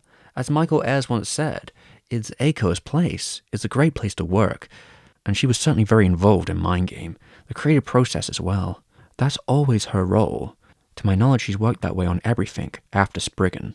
While in places it's sticking true to the source material, like in the beginning, as it goes it finds its own path and does its best to retain the spirit while making choices best for its medium.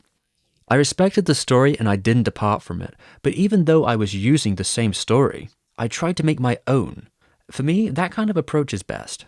Yuasa cites that the whole project was a ton of fun, the most he's ever had as a director, in such a way that he only noticed his exhaustion after the film was complete. I felt like I reached the end of my progress as an animator, whereas directorial work seemed to be like an endless expanse to reclaim.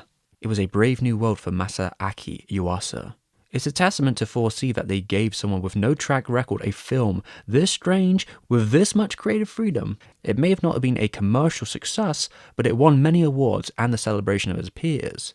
I've not seen many movies lately, but Masaaki Yuasa's theatrical animation Mind Game was outstanding. The images were full of pictorial allure. Speaking of Madhouse, they embraced Yuasa with open arms and his career bloomed over the next decade. Mind Game shaped his outlook going forward, and still retains the place as one of his boldest works.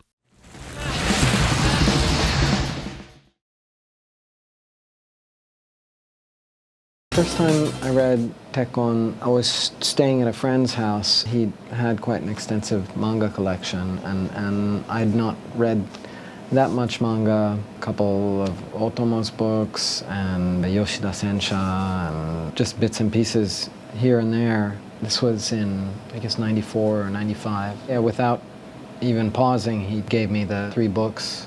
The Tekkon had just been released as a book. What he said when he gave them to me was, nakeru yo, which means it's going to make you cry.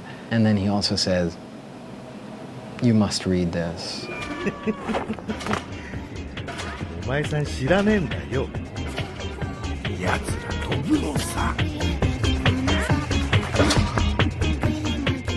I made like a little 30-second pilot. Well, not really a film, just one shot. It was meant to be a demo for a software I'd written. Tekkon's author, Taiyo, liked what he saw enough to encourage me to do something more with it. And that was the beginning of the Tekkon pilot project. In 1999, Michael Ayres made the first pilot version with the animator Koji Morimoto, but the whole project disappeared straight away. Now, why was that? Koji wanted to do some experimentation with 3D, but when they actually started working on it, they both realized just how difficult it was to express emotions in 3D. And that says something because Mike was a man with decades of special effects experience. He was kind of a wizard in this, and even created programs to be used by big companies on both sides of the oceans. Then a surprising turn happened at 4C. She suggested that I direct, then a guy I had already been working with, Koji Morimoto, also told me that I should direct it. He wasn't really interested anymore and he wanted to work on his own films. Perhaps just to shut me up because I was really obsessing. I had just finished Animatrix, which was incredibly successful, so I was able to raise a lot of money for Tekkon. It wasn't a huge budget movie, but it had quite a good budget.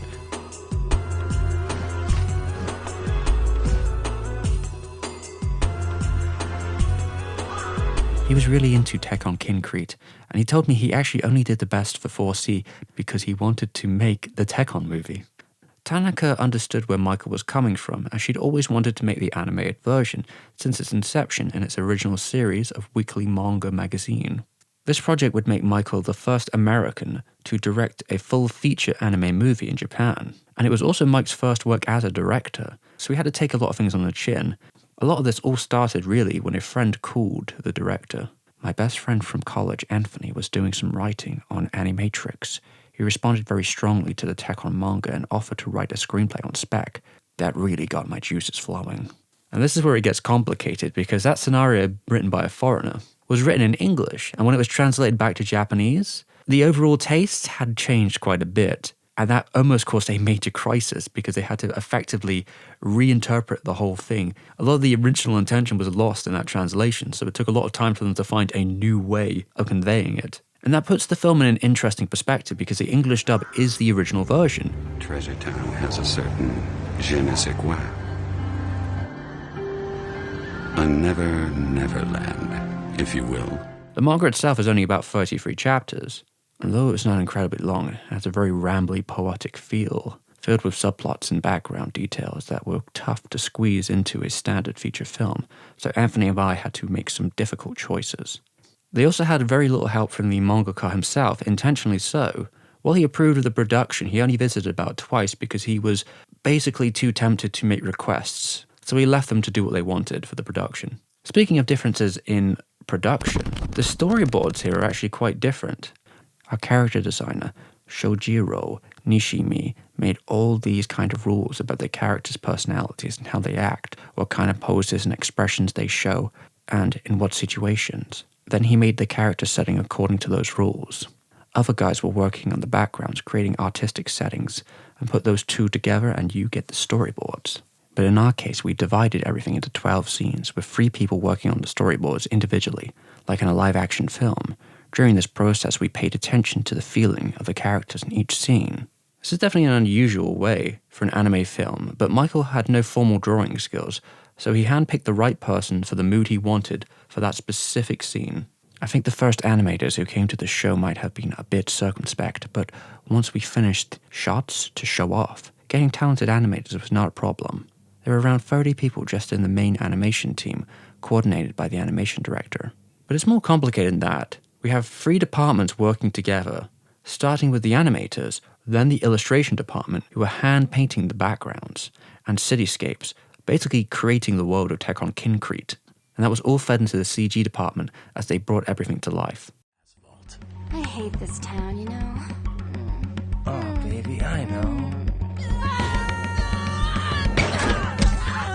Come back here! There are a few reasons I went traditional for this film. First, I wanted to concentrate on directing, not CG animation or software.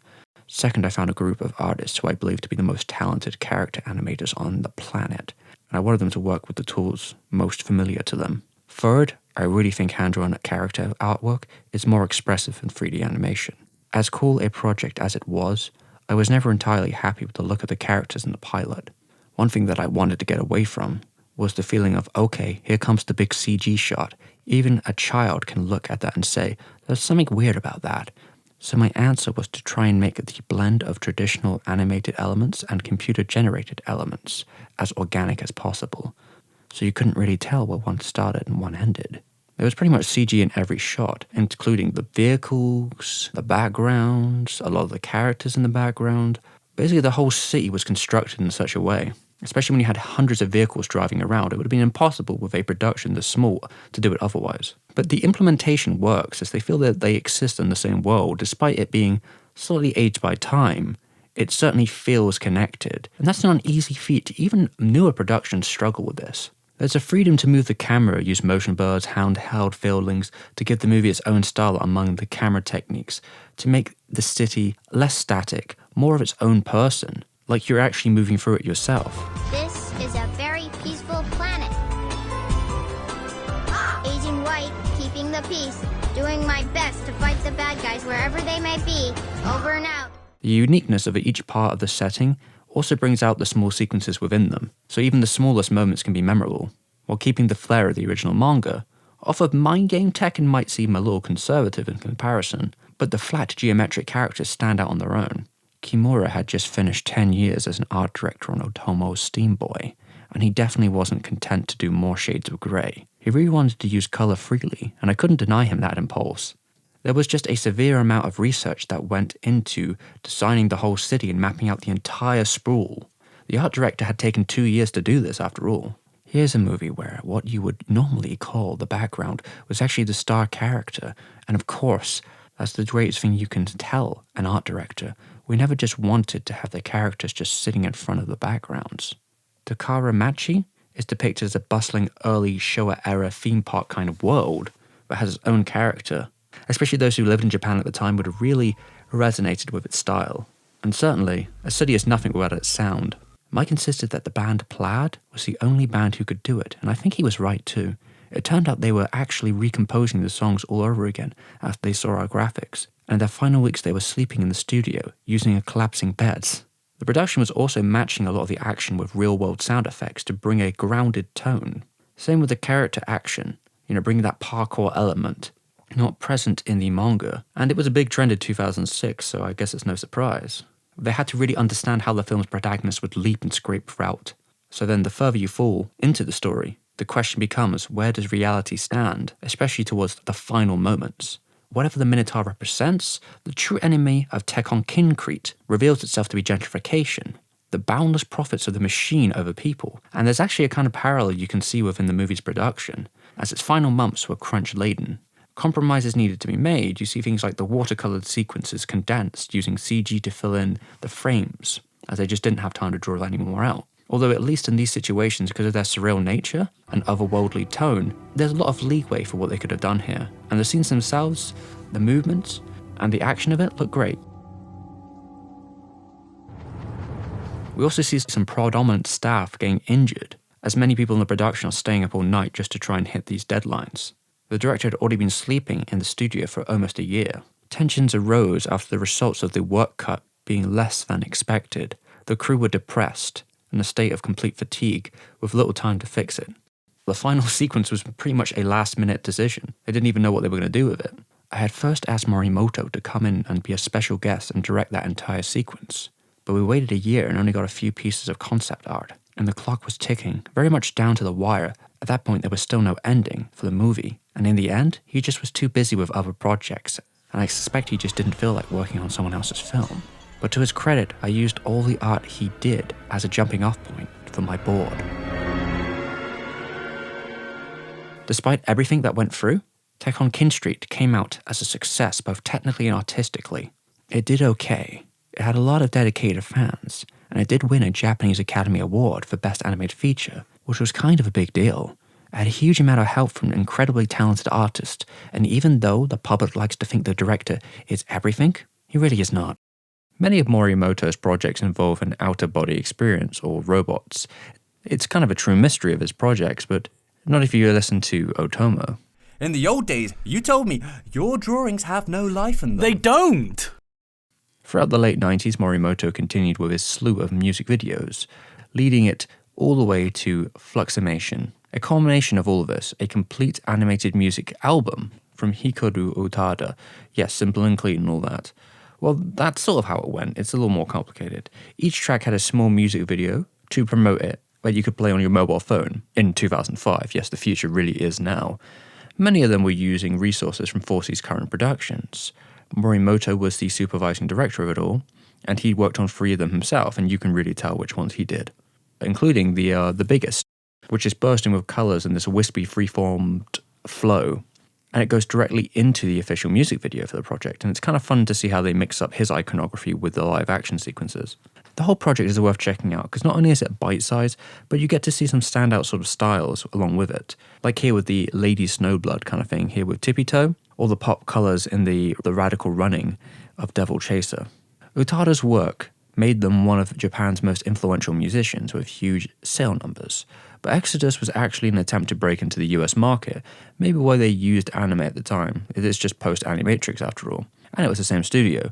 While becoming a #1 record in Japan, it didn't quite cut through to America, but still a victory for the studio, all things considered. And the style of those several shorts could be extended on the next project. 4C are no stranger to shorts with several collections in the past, with the studio liking to give fresh talent to them to see what they can offer them. There's less danger involved, especially compared to a full production.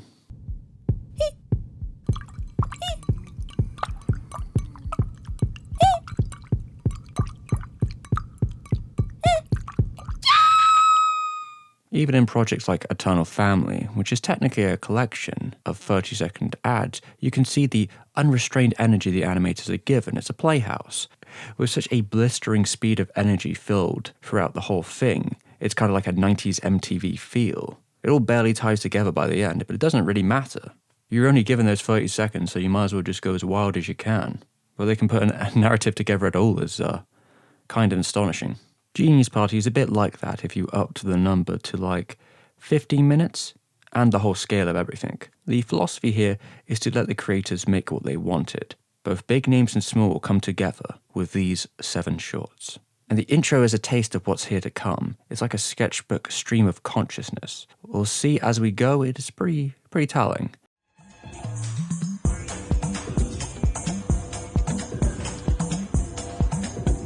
And it's from animator Atsuko Fukushima. It really follows the energy of the music as we see the opening of it all. You know, you got to follow that beat with a flying, wild logic thrown to the window. There's some pretty interesting effects here with its textures and clouds using CG as the studio always does, but this is a pretty subtle language. It is all about death and rebirth in this ritualistic opening.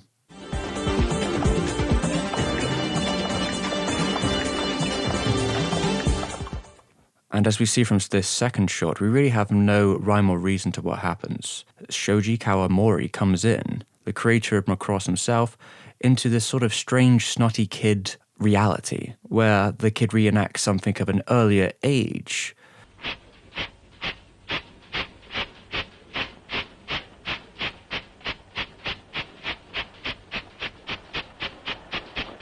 Bringing drawings to life. It's certainly a way that animators think of themselves. But this time, the young child is able to save the whole world. I wasn't exactly expecting it to go that way. There's kind of a nice use of a visual metaphor towards the end where we see the idea of how influence comes into play from an animation perspective. The boy's early experience with things like tokusatsu basically saving the day. Let's fight! Although it is a little bit wacky, let's say. Certainly the team is having fun with it, and you can even see a couple of the lineages of Macross there with things like the Itano circus. Though I think the heart of it all comes from the child's imagination in the end. Now next we have Kimura up, who is obviously a very talented art director and went in to be his own director as time would come. But this is definitely a strange one from him. It is kind of a mixture between sort of puppet tooling, very striking illustrations, and 3D animation. We see a lot of the texture maps the studio is known for, but within this sort of grimy kids book style. There's definitely some weird walk cycles in here, and it's close to being a creepy YouTube short if I've ever seen one.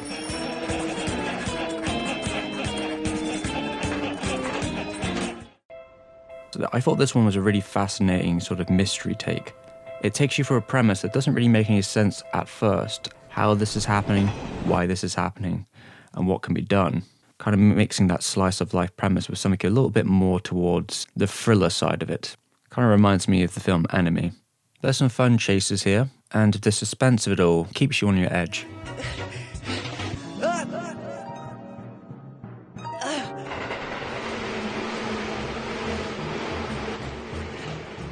Even with this style of animation and characters, the way the eyes look in the 3/4 length gives it a sort of unsightly feeling to the whole thing. Yoji Fukuyama does a really great job here. It's one of the most simple but engaging shorts. Kind of fascinating choice too, because he's mainly known for manga. Alright, I've got to be honest with everyone. This time, this short, that was hard for me to get through. It's this sort of meta-talk, philosophical, indulgent perhaps, but to be honest, yeah, it does remind me of the sort of work I might have ended up doing in the future, so if I do, please stop me. It involves a lot of rotoscoping and 2D layer effects, and it is very long. I think it might be the longest short, and it keeps the same kind of tone and this sort of dry voice that continues to monologue this sort of process, almost like he's creating his own internal conspiracy theory that's slowly trying to brainwash you. Yeah, I've got to say this one ain't for me. It holds to a very realistic kind of style, but in that way that's limited for what it can do animation-wise.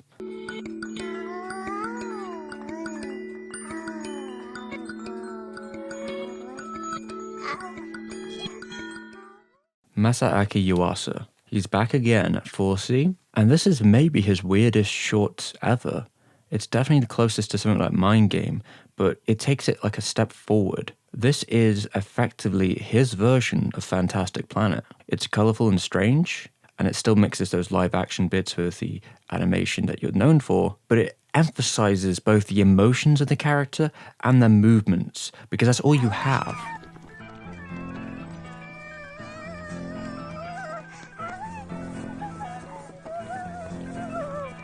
There is no dialogue, and it just goes through his fears, his joy, and him kind of becoming an adult by the end of it.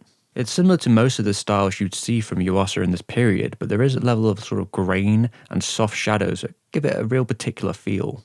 The world is so cruel, but also indifferent, and I think that's really what you get from the end of this. You're just kind of dropped into the world and have to accept it by its rules, ones that you aren't privy to. In a way, it's quite beautiful though, especially when it just kind of lets the imagery breathe. It's funny though, because at times it is so intense, but then at others it's just so silly and immature. It finds a sort of poetic position between both of them. And then it ends, out of nowhere, with this possible idea of it will maybe continue one day. But I don't think it ever did.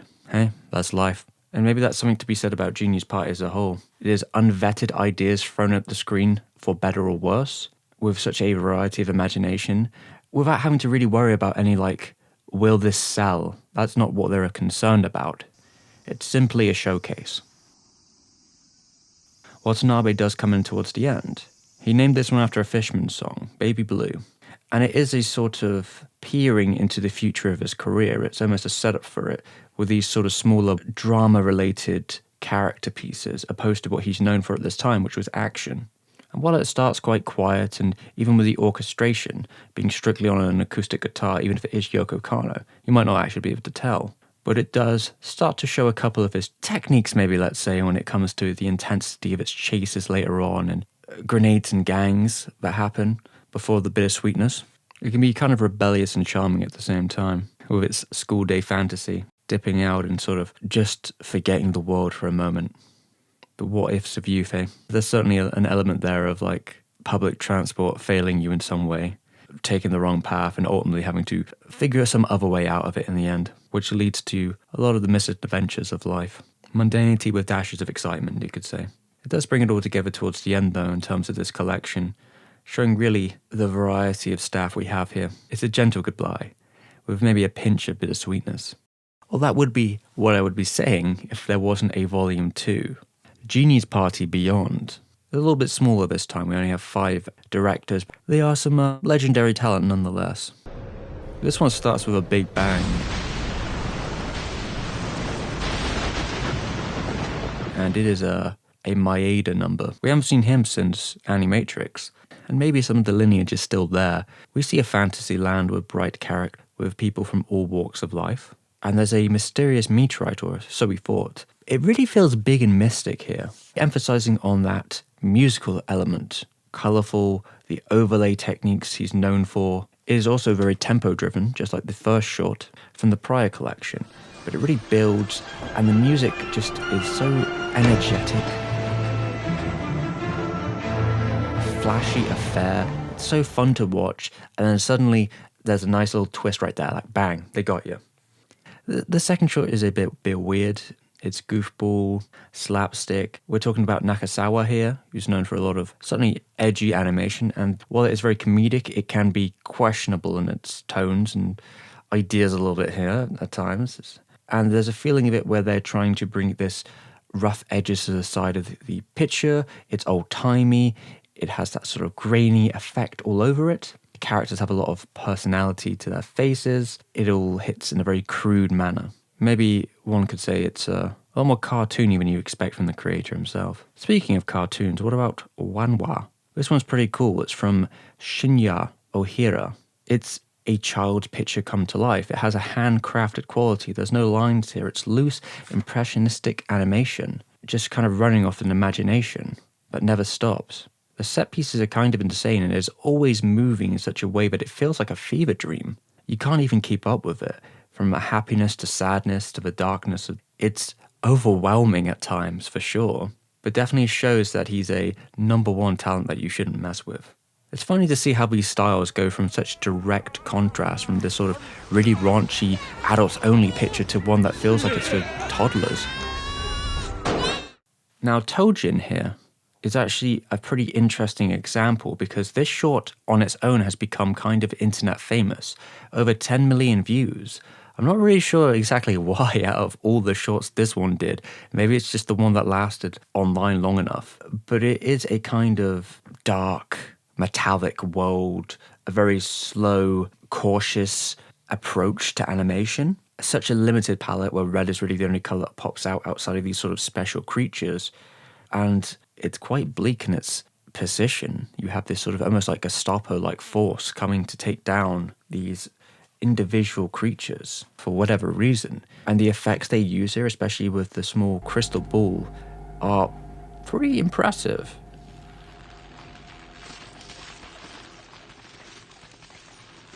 Everything in this world is very fully realized. Honestly, this feels like a pilot for something more opposed to just a short for the sake of it. And the people are biting by the seams of it. It takes that sort of day-to-day life and some of the most detailed teeth-brushing animations I've ever seen and turns it into something much larger and suspenseful. Even in sort of like the contrast of animation here, with the life form having a cartoony feeling to it and it being the most vibrant thing on screen.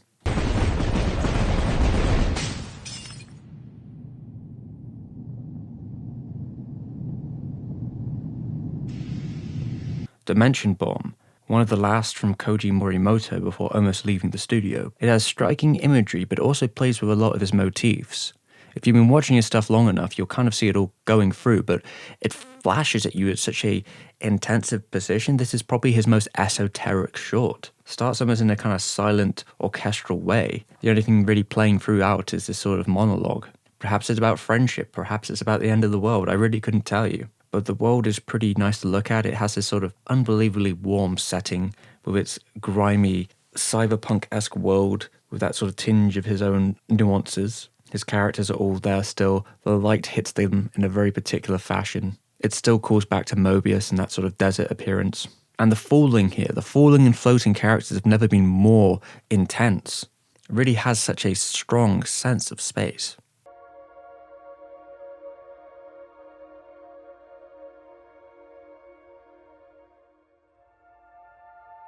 But it's always fun to see Morimoto do another short. You a DMC spy, boy? DMZ, the king of crass humor and the absurd. There's going to be a lot of juxtaposition going on right now. I do wonder if anyone who isn't already into this style of music or humor would check out DMC. It's not prudish about the kinds of content it's about from the moment it begins. This is the opening after all.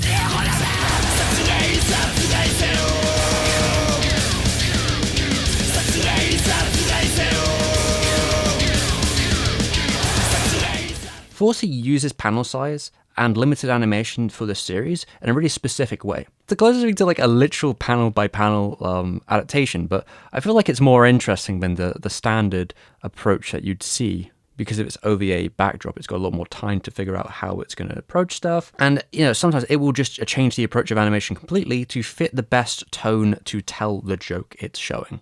Each episode doesn't feel like it needs to stick to like a strict 20-minute length either, which is another benefit of the OVA.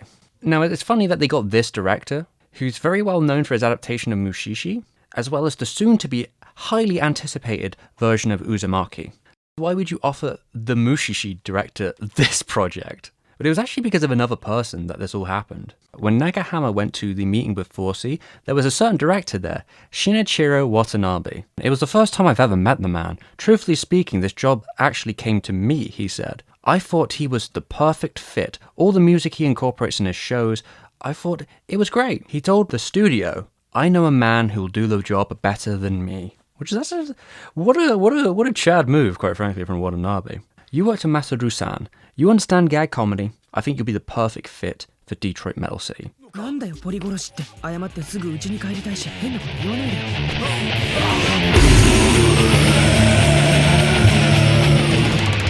The gags hit more than they don't, for sure, but relying on shock isn't going to be a lasting format, although each episode being short enough means that they never quite overstay their welcome. Even in my least favourite ep, there's some great bits.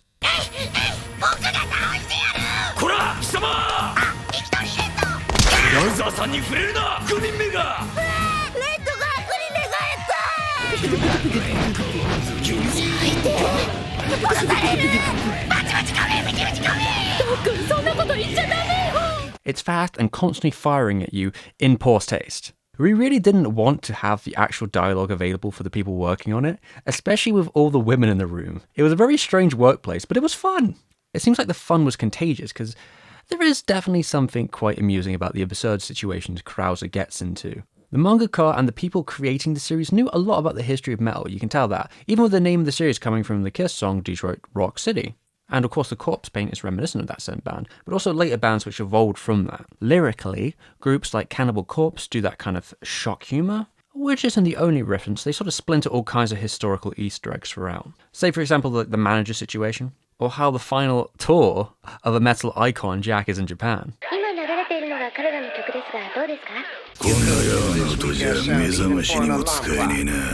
The core comes from the contrast between the double life of its main character, who's supposed to be like the sweetest dude pretending to be the spawn of Satan.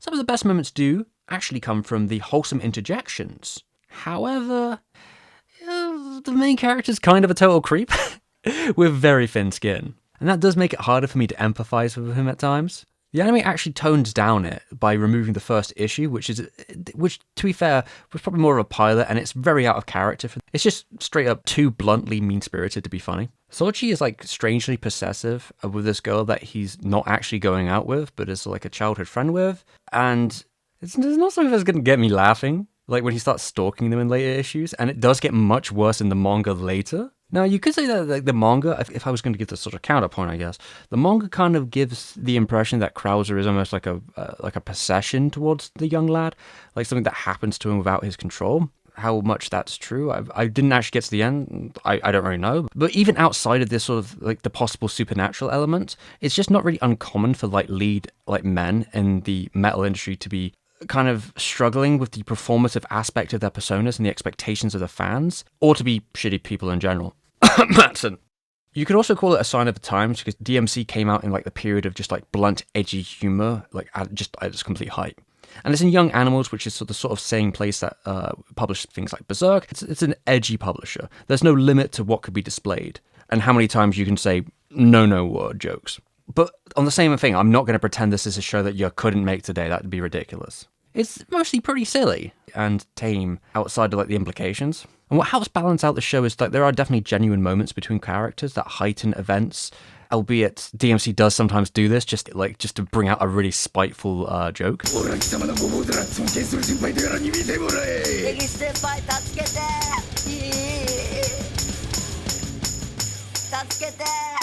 And sometimes they land, I'll give it that much. There is still like a genuine energy given to those moments though, and that it's kind of helpful because just overall there is a melancholy that fills throughout like the outlook that these characters have in the world. There's sort of just things like set in stone that you cannot get past. You know, like the main character wants to make like the sweet pop music, but no one in that industry gives a shit about his work.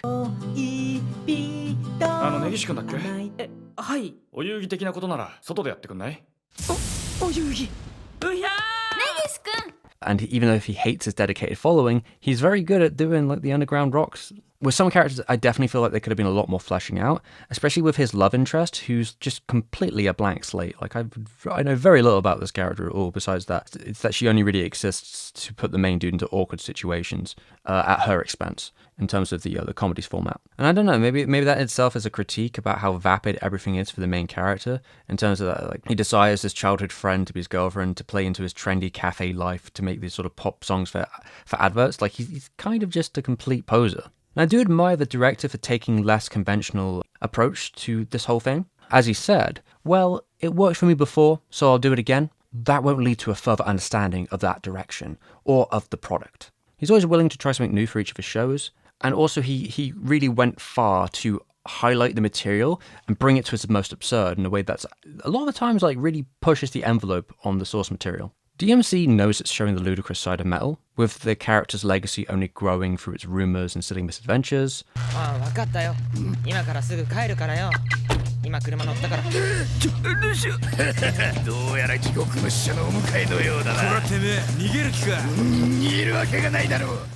And it's funny to see how like out of control the situation becomes when the person that becomes the death metal king, the emperor of death metal, has never even kissed a woman before. You know, horror and laughter fall into the same lines here. DMC kind of feels like it was made to be adapted, considering the music backdrop, and the music is very effective at what it does. Like that they went out of their way to create a whole death metal album, and it sounds the part, and like when it needs to be, it's animated incredibly well. It really shows the dedication of a team, and that gives the OVA a severe advantage over other sort of mediums, which I can really admire here, that it isn't a pale imitation or anything, but goes the full route. And it's a pretty bite-sized piece of material. Each of them, you know, just over 10 minutes for about 12 episodes that cover the first 25 chapters, moving around certain bits to give it a better, grander finale. And it's a satisfying end to the whole affair.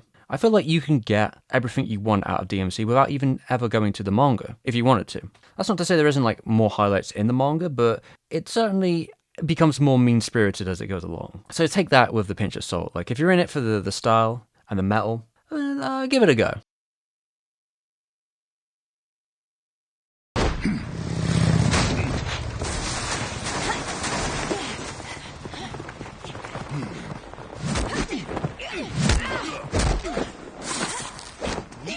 Am I seeing things? Is this real? This doesn't feel real, but I guess it is. First Squad is not the movie I expected from 4C, but is one that happened nonetheless. The premise is straight schlock, with no real ending or concrete origin. The characters almost just thrown in the middle of a story. There's a few flashbacks to try and bring it back to good measure, you know? Though none of that could be a hit against the work, in theory at least, if the core of it was fun and engaging, but for me, I can't say that. Both sides share the same goal: victory at any cost. The biggest flaw I see is just how dull it all is. We're talking about Nazis, a cult, and samurai psychic girls, and I'm not interested at all. Certainly, there's a couple moments of flair. The title credits plays off the Soviet iconography in quite a well way. Composer DJ Crush does a pretty good job, all things considered, with the orchestration. But it's like overall, I think his it's kind of limited by like the structure of the thing that he doesn't really get to break out and do his unique stylings too much. Because overall, the characterization is quite flat. Everyone has a sort of stock outline, simply there to save the world and nothing else. On the technical side, while it is still 4C, the production components are like well presented, like the machinery, the CGI. They're doing their business, and like some of the fight scenes are fine, and there's definitely some highlights at the end.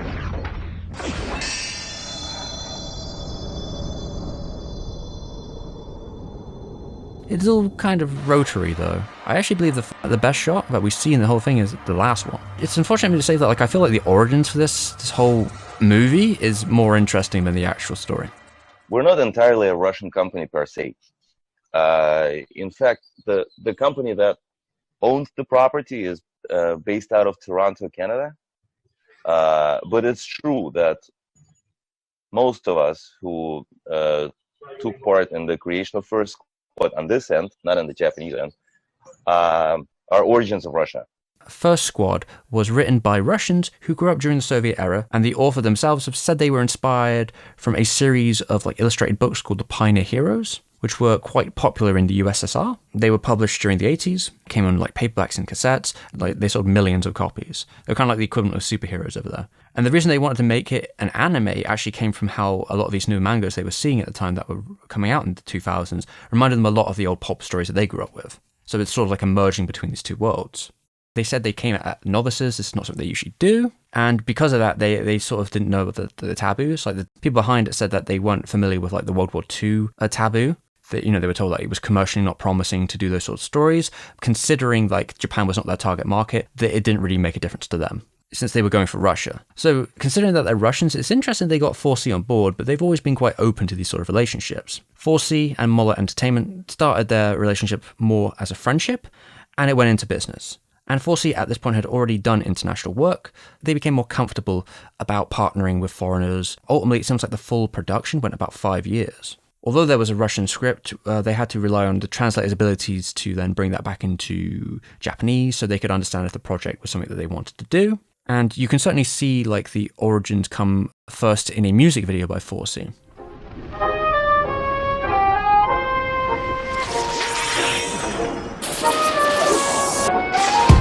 For a Russian rap song of all things. And I think it actually has a stronger vision, like they present with more colourful flair than the movie, but of course, you know, when you have 3 minutes, that's different than having 70 minutes. Yeah, I just like the direction more. The Japanese director here, Ashino, had worked a lot with the Japanese department of Disney, so they were quite well versed on how to work for like a more international side of animation. Maybe that's why the style here is a bit more uniformed. They went for a more traditional outlook. And I do wonder if that was more to appeal to the Russian demographic, since Russia is not really a place where animation has been pushed towards them, especially towards an older audience, in this way before. So I feel like they might have not been trying to push it too far in the same way as the music video could also be like just a situation with the production itself. And the producer had said that First Squad seemed to be the first Russian animation aimed at adults, based on the history of its own home country, so that was quite a rarity for them to produce. And apparently it did really well in Russia, better than anything outside of like Ghibli at the time, and received a couple of awards in Moscow's International Film Festival. Soviets fighting Nazis returns to the sort of victorious setting for like that Soviet era, because this is coming out way past the point of like the Soviets' fall, and it's a story that kind of flourishes in one of Russia's sort of like victory moments, a very nationalistic piece, you could say. And it brings back to the glory days mentality. And there's enough differentiation here that it's not exactly 100% like revival propaganda or anything.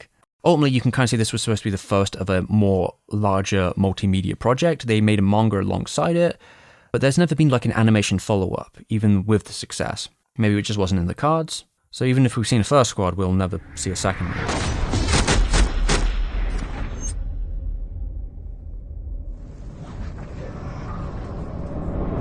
Considering the landscape of the time with transnational projects, I can see why 4C wanted to try this out, and they've already gotten their bite on this in other prior ones. And of course, 4C didn't really give up the Western productions, and I will say with a track record as strong as 4C's, it's easy to give them like a pass here. And it obviously found its audience during the time, so it's not like it was a wasted endeavour for anyone involved. And they're going to bring forward a lot of these ideas in the next Western productions, for better or for worse. Now, after the success of Animatrix, Warner did really jump on, and they pushed for anime in a lot of different projects. The DC animated universe already, in part, was animated by TMS through Telecom. It wasn't exactly like they'd never used these things before. However, with Batman Gotham Knight, they expanded it further back into that anthology base, now loosely within the Nolan universe. It was released off the boom of The Dark Knight's pre-release too. We wanted it to be literally anime. We hired 6 different animation teams in Japan, 6 different Japanese directors to handle each segment. That's Bruce Timm for you. While Fosse did not spearhead this collection, as they have in the prior ones, they did make 2 shorts for it, starting with Have I Got a Story for You? And this is based off an older comic, and it even saw an adaptation in the animated series, an episode people are very fond of as well. It also just happens that the director actually worked on the show, so there's like a connection there. The animation direction here comes from Tekkonkinkreet, as well as the prior art director, and that gives it the same energy, the rebellious kids with fast motion and skateboarding this time. The game, though, is who is the real Batman? And as we see, the several kids recount their meeting with him in all these different forms. Many have similar variations from the comic. There's just a bunch of sharp, punchy movements that come from its looser styles. It's definitely not the kind of traditional aesthetic you see from a Batman story. And they also really push the otherworldly aspect of the character. And that's really helped by that it is more of a tale, a myth, than it is reality. And you can kind of see the contrast between the two later on in the picture. There's an ability to push past the preconceived notions of what it should be and just have fun with it. It's even kind of tongue-in-cheek with its own like bolstering of these fables and like what they can get away with.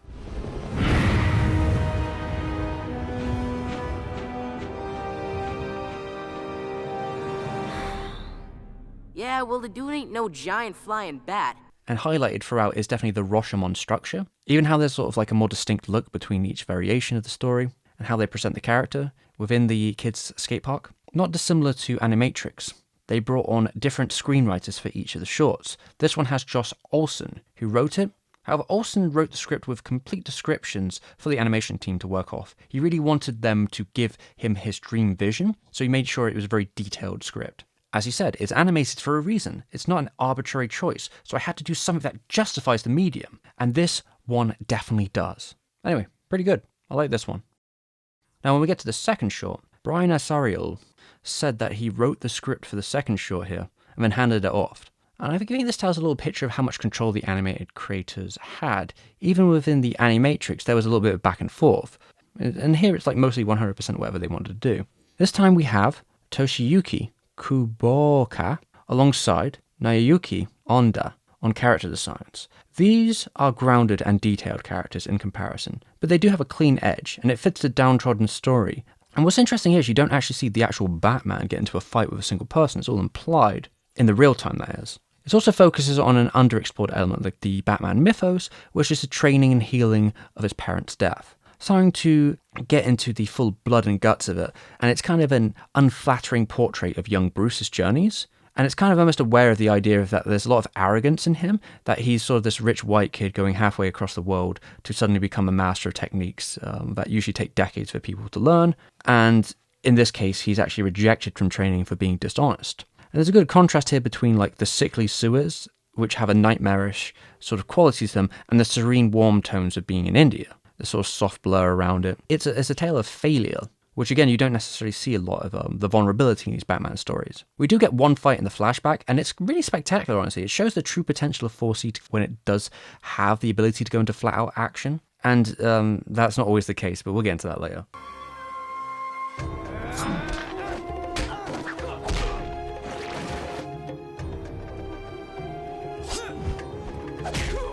I will say the ending is beyond camp and a little bit silly, for the tone especially, but I'll put that on the script writers more than on the animation, though they do really sell it. I'll leave you with this final hilarious image. I can't. Yeah, Batman Gotham Knight, pretty alright. Fosse made some valid contributions to that one. They definitely had the most energy and creativity out of the output they did with DC. However, that's not the last time they had a relationship with them. They made further adaptations for the DC animated film series. These pictures follow more of the animation American production, so they're kind of more just there to fill in the gaps. There's a sort of level of growing pains here, where it leads to sort of disjointed action and some really flat stuff as they work with the storyboards given by DC. And that's not always the worst of like the situations, but yeah, I feel like they could have been better in this regard. Some of that also relates back to the models itself, because they trying to go for these character designs that are very detailed and shiny and sort of refined, very like difficult to animate. And you can see that in Emerald Knight, which to be fair is kind of taking it from the prior Telecom animation outlet, but where like Telecom's version was very lavished and was the first of the animated movies in that era to use Telecom back, which was definitely a delight to see. Knight is not quite there. Like, it still has the same outfits, but they really don't get moments to like take advantage of the sort of techniques and craziness of the sort of skills that the Green Lanterns have. And yeah, I'm not really particularly a fan of the way they're presented here. I would have probably preferred a more Bruce Timm simplified look, since it's just so action heavy. And honestly, the Green Lanterns are just like some of the best characters for a 2D animation showcase, because they have the ability to create anything with their rings. And here it's kind of tame. They use it more like a military element for the most part. I don't really want to dismiss the whole film, because I do feel like there's some really good storyboarding at certain aspects, especially during the opening. It's probably one of my favorite parts. And there's definitely some flourishes through with the animation. I don't think 4C does a bad job. I just don't think the material they're working with is up to the standards of what I expect from them. They feel a little bit repressed, let's say. Yeah, and sometimes the tempo of a fight just doesn't feel correct. And maybe that's because they have to follow the boards to a T. Though I will give credit for the backgrounds being really good. The drawings and like with the sign of that, like, yeah, it looks really nice. Although here I feel like the story is kind of lacking, because it's effectively 5 anthology stories in itself of each of these different Green Lanterns, but there isn't a huge amount of time to sort of flesh them all out, and it ultimately comes off very disjointed, because the backdrop of it all is like what's supposed to be an actual Armageddon. So I'm not really interested in these stupid stories while I'm waiting to see like the end of the world. I don't know. I suppose like your mileage may vary if you actually are like invested in these characters at all. I'm not a huge fan of the Green Lantern universe in general. And I feel like it's a missed opportunity for them to not use like the unique approach for each shot. They could have had a lot more fun visually with them that way, but they kind of kept them very consistent. But there's a couple of shots that I like more than the rest. In terms of like the Planet Green Lantern one, I thought was at least fun, and bringing back Abin Sur kind of brings a bit more of the mythology of these characters back. And yeah, I'm not discrediting 4C. They did fine. I wish they gave them a project like the prior First Flight over this one, quite frankly, though. Anyway, to be fair, like a couple years later, they kind of got something like that with Flashpoint, which is definitely a step up in a lot of ways, but starting with the one way I don't think it is the character design. I think they're really ugly and monster man, and because they're even more like articulate, that does limit like the potential of the animation. I don't really know where these designs have came from, because it's like they're using a character design they've used a lot, and it's not even from the comics, because they take a more, just traditional comic DC approach to the story. I guess you could say it could fit like the brooding, grimdark atmosphere, but it is a little bit ridiculous.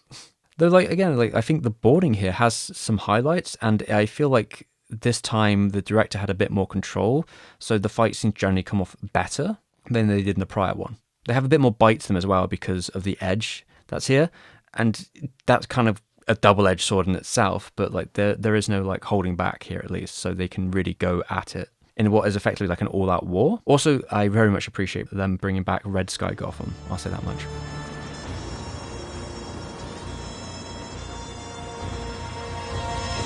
This is a period where 4C has really not got down with like 3D character models yet. And there's an effect they use continuously through the film and in the final shots that looks really jarringly jank. It feels like an action figure thrown onto the side of a wall. I understand why it's in the final sequence, but using it through the rest of the film, no. They still need some work there. It is a little harder to talk about these like later Warner Brother movies because I don't really know where 4C was involved and where they weren't. They're kind of just contractors in here.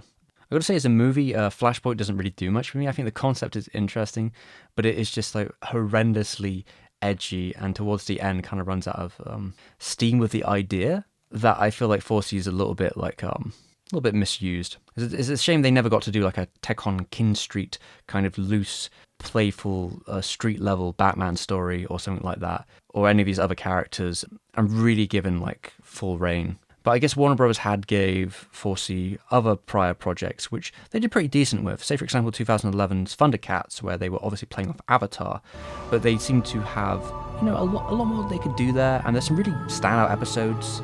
And even though it is the prior director from all these other international projects, I feel like it's a really good one. There's a lot of fun to be had there. Here's another example where Warner Bros. Let them go at it. The dynamic showdown of this Gumball episode, which was kind of based on a Trigger character dynamic, but it was actually done by 4C. And yeah, it was good.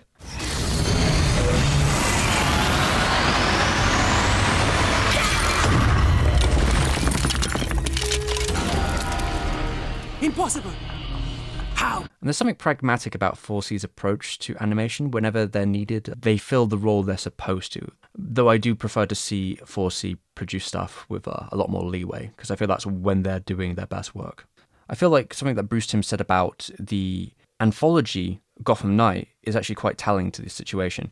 So I read the storyboard, and I'll be really tempted to put notes on it, like you need to close up here, you need to do this here. That's not going to work. But I really had to stop myself and say, you know what? I don't know if this is going to work or not, because it's a different language. And when it comes down to it, I think that's a lot of the philosophy of 4C, is being able to trust the creators to make the right decisions for the project they're making, no matter how small. Koji Morimoto was such a cornerstone for the studio, it was a bit of a shock to know that he would wind up leaving at the end of 2010. That said, he did go out with a bang, an interactive French anti-smoking PSA commissioned by the French government. But you never thought I'd say that. It returns to Morimoto's basic and bright Mobius-styled future, where smoking turns you into creatures of the night. It's unfortunate that this sort of interactive flash game is no longer here with us, but it was luckily archived online, so you can kind of see how it was supposed to be played. And I've never seen quite so much effort being put into one of these before.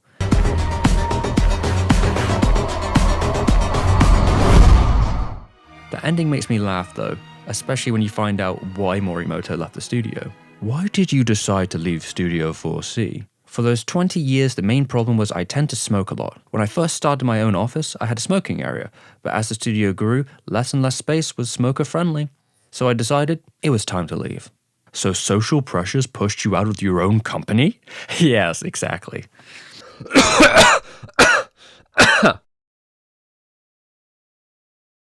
Volumes 4 to 13 of Berserk, perhaps the most infamous part of the story, now converted into 3 films to be released in the same year, a culmination of 5 years of work from beginning to end, a total of around 4.5 hours of footage.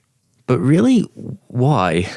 Why remake the Golden Age arc again? The last adaptation came out 10 years ago. Why take such a long story and place it in a smaller package when the original adaptation already needed to make compromises for its 25-episode length? Well, as it usually does, it starts with a producer. Lucent Pictures Entertainment Incorporated approached 4C because of their work from Animatrix to Tekkonkinkreet. The studio had shown its interest in international markets, and at the time Berserk had been translated into 15 countries with over 30 million copies sold worldwide. They wanted something big. As a matter of fact, I did not have any knowledge about the original manga. Picking up the book and opening the first page, I got overwhelmed by its density. 4C was approached by Lucent to make the pilot, which explains a couple things to me. One, that the idea of 2D and 3D mixing was always on the table. And the other is that the Golden Age arc was the plan from more or less the beginning. In an interview panel, animation director Naoyuki Onda said the writer originally argued for them to cover this arc, and that's not Miura, but Ichiro Okochi, who wrote the screenplay. Although Miura greenlit the project upon seeing the pilot, this wasn't the first pitch he'd received, but none quite had the proof of concept, let's say. Originally it would be one big movie, but they just couldn't fit the whole story into it. Thus it fractured into 3 parts, each made at the same time. A production company was created called L4C at the end of 2009. Its job was to mix animation footage and 3-dimensional techniques, the building blocks for the trilogy, and then so animation production began. But there's a problem. When looking at the Egg of the King, we see some trouble which came with this new tech. The meshing of 3D and 2D doesn't quite work as needed. 4C was working with computer-generated effects since their first movie, and overall they've done a really good job at mixing those worlds, but their strengths have never been in 3D character animation. It's mostly prior been around hallways, machinery, and landscapes. What's more, when you combine the 2D and 3D in this way, especially at this time, it took a ton of trial and error just to get it to work right. One of the first things I noticed is there's sort of a bad interpolation between characters and the camera. It looks jerky because they've cut the frame rate in half between these things in a way to try and make it match with the 2D better, but it doesn't feel as tailored as it should do, so everything just feels jerky in comparison.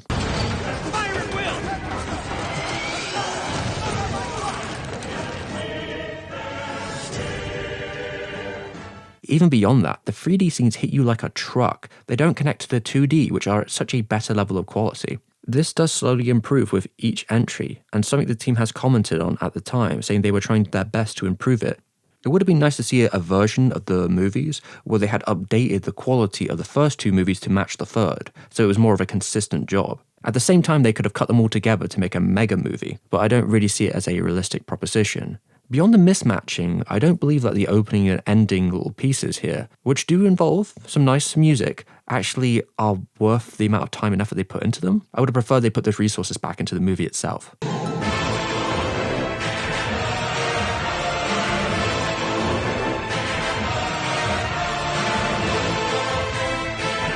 Though I've got to pay my dues, 4C, while they had problems making this movie, the people working on them are definitely talent, and it shines through in the end.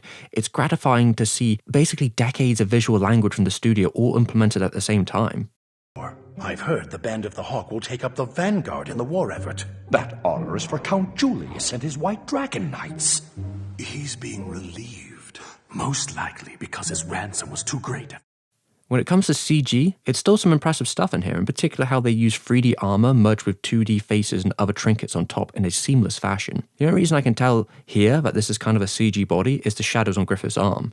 Another cool thing you can do here is like play with lighting on the armor as you combine these two together. It also helps like save time on drawing really complicated armor sets. Although I think the biggest achievement is Sod, notably the hardest character to animate, as his joint movements were done first before it was all re-rendered in 3D. As a character, his bestial form and movements really work, and it gives him like an otherworldly power. And it's gratifying seeing such a kinesthetic battle take place with both Guts and Griffith in a way that you could never see on a TV show.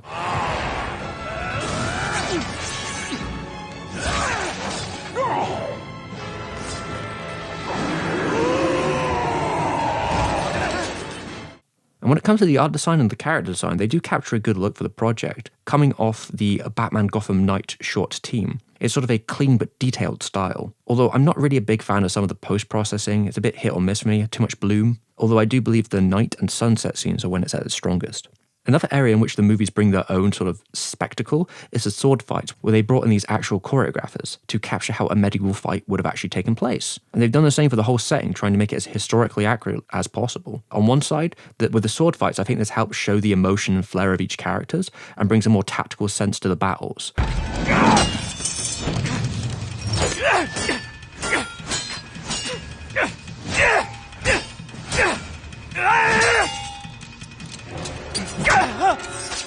On the other hand, I think going the extra mile when it comes to the clothing and the historical side, opposed to just sticking to Miura's work, is a little bit nonsensical, considering that they're already against the clock on such like a harsh level. Now, I come at this from my own preferences, so I wanted the perspective of someone who had fresh eyes.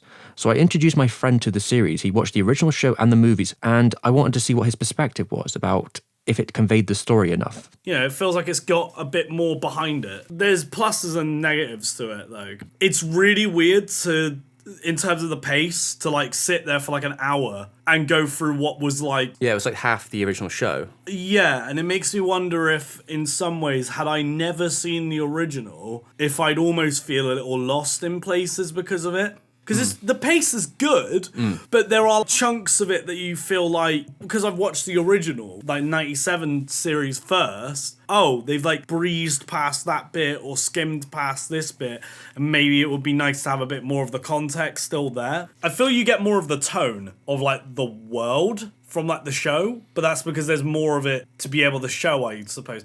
Whereas like the movie, we need to wow the audience because we're a movie. Without those little in-between zones, there are points where you just have to almost just accept blindly what's happening. With that movie length, that is something like 4 episodes. Yeah, just in the under anime. 4 episodes. Just under 4 episodes. Those would be concerns going forward as the story focuses strictly on the main trio and all the side characters really get cut from the focus. Even some of the relationships are harder to convey. They really only show the friendship between Griffith and Guts in one scene.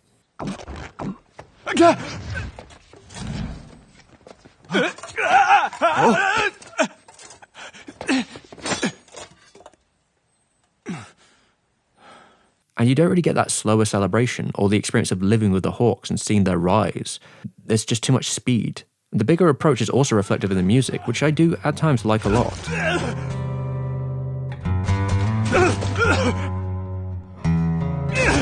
The music from Shiro Sagisu, most known for his work on Evangelion. There's a lot of great numbers here, and they even got Hirasawa to do a couple bits and pieces. In my mind, his music is so defined with the feeling of Berserk, it's kind of hard to see any other composer, great as they are, in the position. Especially when I don't necessarily feel like the implementation of his music to scenes is the best here. And it does kind of feel like the music I'd expect from another dark fantasy soundtrack. It doesn't have the uniqueness of Hirasawa, that kind of defining element.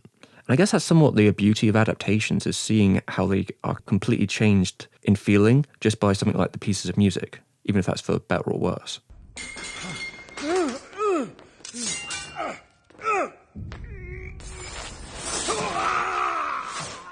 But sometimes no music is the best choice, like with the death of Adonis and his father. It's a painfully slow scene closer to the original manga. That uncomfort is used to great effect as you feel Guts' numbness, only for Griffith's words to hit harder in the end. They are my soldiers, and they will follow me into the jaws of death for the sake of my dream. But it doesn't make them my friends. A friend should never subsist on another's dream. Because I was thinking in the back of my head, oh, I wonder if, like, my dad would watch this, or something like that, right? Watching the movie, it's like bits like that, where I feel like if he was watching the movie, he might be a bit like, oh, okay. He wouldn't have, like, the shock of it, because they removed all the context to make it explained. That's kind of how I see it with this. Hang on, why is Guts literally like, I will die for you now? When like 20 minutes earlier he was trying to like stab him in the chest and shit. But we haven't really felt that change. Yeah, whereas in the anime you feel that for years. You feel the journey. There's like a lifetime that seems to come past in only 25 episodes. And even though that there are definitely things cut out that are quite important, and it obviously can't tell the story as large as it possibly could, but like that's just the nature of adaptation. I also believe that Casca might be one of the 3 here that suffers the most. I don't think her dedication to Griffith, or her skills, or really her relationship with anyone gets enough play here. But I will give credit for them animating scenes not present in the original anime, like the dance between Guts and Casca. That's one of my favourite moments.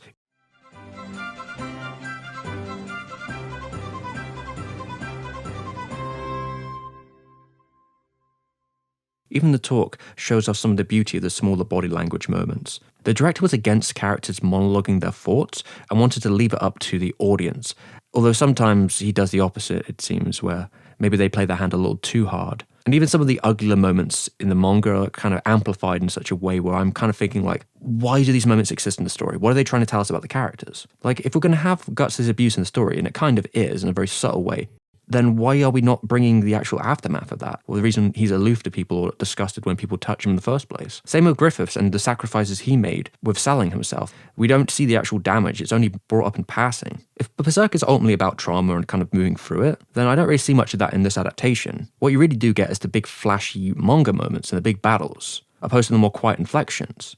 It's wonderful to see those moments in like really big form. But, you know, if this was actually a TV show or something smaller, like, you wouldn't have to make so many compromises. The speed of it all gets quite frustrating to me. I felt kind of disorientated and annoyed watching it opposed to seeing the original television show again, even though I spent around the same amount of time watching both. And I'll give the team that Part 3 is definitely the most consistent in its looks, but I'm not necessarily a big fan of how they handle the eclipse. There's about 3 endings smushed in here, and I don't think it kind of lives up to the subtleties in the first adaptation. This one's a bit more over the top, especially in musical choices.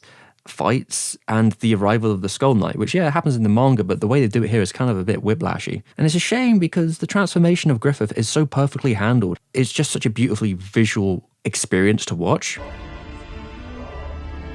That's right. This is why I will. And it might be some of the best animation in the trilogy. And I'm not 100% sure who animated it. It might be this person here. But whoever did it, fantastic job. And that's the frustration of these things. It just feels a bit like a compromised creature, quite frankly. That seems to be the problem for me personally. Especially watching it from, I guess, like a manga fan perspective. It's fun to see the fanfare of those moments, like, brought up onto the big screen. But it's frustrating also seeing what had to be cut. I don't believe any of this is unadaptable, right? If 4C had more time, more movies, and less of like a constraint, I could totally see this working in some fashion. I mean, as they said themselves, the original manga goes on for 36 tankobons. We would like to continue to produce the animation of this magnificent saga to the end. If they really wanted to go the whole way through, then yeah, that could have been cool in its own right. But ultimately, it wasn't viable as a format in 2012. We'd never see 4C's approach again. And that's kind of a shame for where like it ended up going. Especially with like Children of the Sea, which its approach is so beautiful and wild. I would have loved to see Berserk do something similar. Miura also liked the adaptation and asked the director to actually do the next arc, The Black Swordsman. Considering it's only 3 volumes as well and it's less fully formed, I feel like the team could have tackled it with more leeway in hindsight. It could have been interesting to see. Honestly, I don't think this is like an unadaptable situation. Despite the troubles of later adaptations, I feel like there's never really been a better time to try and do another one. Especially with programs like Blender, which can combine 2D and 3D so seamlessly now. They aren't enemies, they can work together for the betterment of the one adaptation. I do believe though that like movies are just not a great format for the series. Maybe only if it was like a small battle or finale for something. You kind of lose something in the slower, more contemplativeness of like the original television show. Berserk is more about the boat ride than is the grand finale. I don't know if you want to hire a French team, Koreans. I know there's a lot of drainage in the Japanese industry, but like there are plenty of talented teams in this world. I don't see why Netflix or someone like that would not take it on as a streaming service, like as an ONA. Even if it was actually CGI, but in a more grand state, because I believe the PS2 game is actually a really good example of like adapting Berserk in that way and working. But, you know, maybe you have to go up with that sort of Square Enix production. To be honest, it's not like Berserk couldn't do that. Like, we're talking about a series that has sold over 50 million copies worldwide. It's the biggest Dark Horse comic ever. And they produced 3 Hellboy films, all costing probably a lot more than any other Berserk adaptation. I don't see why Berserk can't get the same treatment. And yeah, there's still a couple of things that could be added to these adaptations. Like the humor in Berserk has never quite been thrown on the screen in the way that it is in the manga. Or really trying to like emulate the sort of more black and white muted style of Berserk, similar to like Uzumaki. Alright, in the end of the day, I don't know if there's a wrong place to start when it comes to Berserk. If it gets you interested in the series, should it really matter? If you picked up a volume when you're like 16 in like a different country, or like one of my friends actually, his first exposure to Berserk was the latest video game, which has cutscenes from this movie trilogy in them actually, so... You know, that's funny. But ultimately, myself, I personally wouldn't recommend this to newcomers. I think if you're a little bit scared of like reading the manga, then you should try the television show, the original one. Project Ito was an award-winning sci-fi novelist taken away in the infancy of his bright career. This work became part of Noitamin A's movie project, a trilogy of movies set each at a different studio. Today we're talking about Harmony at 4C. Now they got some legendary talent on this. We've got the returning Michael Ayers and Takashi Nakamura, who is one of the inspirations behind the creator of the said studio. There's a ton of potential here, but I can also see it as an example of a compromised production, and the caveats that come with that. I've always been a great admirer of Nakamura's work. Shinji Kimura introduced us at our first meeting, and I actually had him sign a DVD of Tree of Palm. So by the time Nakamura was invited to co-direct, we were quite behind schedule. I didn't have the luxury of planning how to divide our tasks. It was kind of a shotgun marriage, to be honest, but I still think he's a genius. Michael was approached first for Genocidal Organ by Fuji Television. He declined though, as it wasn't really his thing. He's not a huge fan of that sort of military stuff, but he was a huge fan of Harmony, a novel he'd spent years trying to make into a live-action film. So there was a bit of reshuffling and boom, Ayers is now the lead of the Harmony project. However, that came at a cost. They had 1.5 years to animate a whole 2-hour movie. Barely 9 months on the script and pre-production. When you think back to Tekkon, they had basically double the full production time for what was a shorter film, and they struggled to hit that deadline. In Tekkon, we had a lot of time to experiment. That's why it looks the way it does. we got to do anything we wanted to do. There's definitely a lot of growing pains here, and they're apparent from the first action set piece. For one, it's quite standard as far as these action scenes go in movies. The movie itself doesn't actually have a lot of action sequences either, so I thought they might have, tried to make it really pop, but I think this is just the issue, the situation they were in. The issues come around sort of with the unevenness, let's say, of the CGI in the film. I'd say it's distracting that they have shots of 2D people and jump to 3D, back to 2D, and I don't think it should be, really, because it's not like Michael isn't good at this. Like, he's literally very prolific, and honestly, one of the greats at CG merging in seamless ways, if you look at, like, Tekkonkinkreet. And I still say there's a lot of good stuff in here. The vehicles and objects are definitely an improvement over, like, the prior anime movie. But when it comes to the model of the characters, once again, yeah, 4C just isn't up to the task in this instance, especially when it's in the forefront of the shot. It's confusing why specifically this shot out of all the surrounding ones is CGI instead of 2D, but the answer is obviously time motive. Because there are definitely shots that excel in this instance. This isn't a CGI is bad take. It's always definitely been part of 4C's work, it's just that they're not quite as experienced as some elements. And when you're against the clock, it just isn't going to help you. They're overstretching their capabilities, basically. We had to use a lot of CG computer graphics just because we didn't have a lot of time to execute along compared to the traditional animation. We were trying to do the best with what we had. That's part of it. The other part is working with a different group of people, different art directors, different computer graphics staff, and then the staff that Nakamura and I have different tastes. Okay, yeah, so there's some like awkwardly placed CGI. What else is new in anime? Well, in terms of the art direction, there's a quite artificial look, which is definitely an intentional decision. I find it a bit tiring on the eyes though, garish to say the least with all the synthetic like pink bolstering worlds, and it's pushed further when it's contrasted with the sort of more natural hand-painted backgrounds. My issue is that we do spend a lot of time in these more artificial elements and they kind of get boring to look at. For a sci-fi setting, it isn't particularly awe-inducing. It's very monotone, kind of like monotonous, and a lot of it looks quite similar. And I guess that could be intentional, but it doesn't make it for like an interesting settings, especially when most of the movies is just characters talking in those locations. So they really need to stand out in some way to give you something. It's only there's a lot of like camera motion, just like in a glow and soft blow happening around. Though a lot of that's kind of minor. I would say I have more problem with the way the camera is used. It's kind of tacky. There's a lot of swaying and rotations because of the 3D setting. They're really trying to push that, but just for like no particular reason. A lot of it is just to sort of to fill time. And if I had to guess, Nakamura's animators at times just couldn't keep up with the amount of cuts they needed to do. So they found ways to like move around and avoid having to animate characters for specific shots. I kind of sympathize with them because it's not necessarily always the easiest way to find new ways to relay characters going back and forth, sitting down, giving the same sort of exposition of their philosophies. In that instance, Harmony is pretty safe in its style there, though there are certainly moments where it might mix it up a little bit. The online communication is pretty unique, especially the way it shows the characters in this new dimension, using these fractal effects, a sort of low poly model. I think that's a fun distraction from the usual standard way we see everything. Though I feel it could have also been done without a lot of the more like obnoxious zooms and moving of the camera. Moreover, while the talking sequences are not revolutionary, the interpersonal flashbacks do show what Nakamura is like best at. The character acting, the close-ups, the intimate motions between these people, that's really wonderful bits of motion, quite frankly. I feel for it because like there's something that Air says about like as a director, you never really know if you're making the right decisions, especially when you're moving this fast.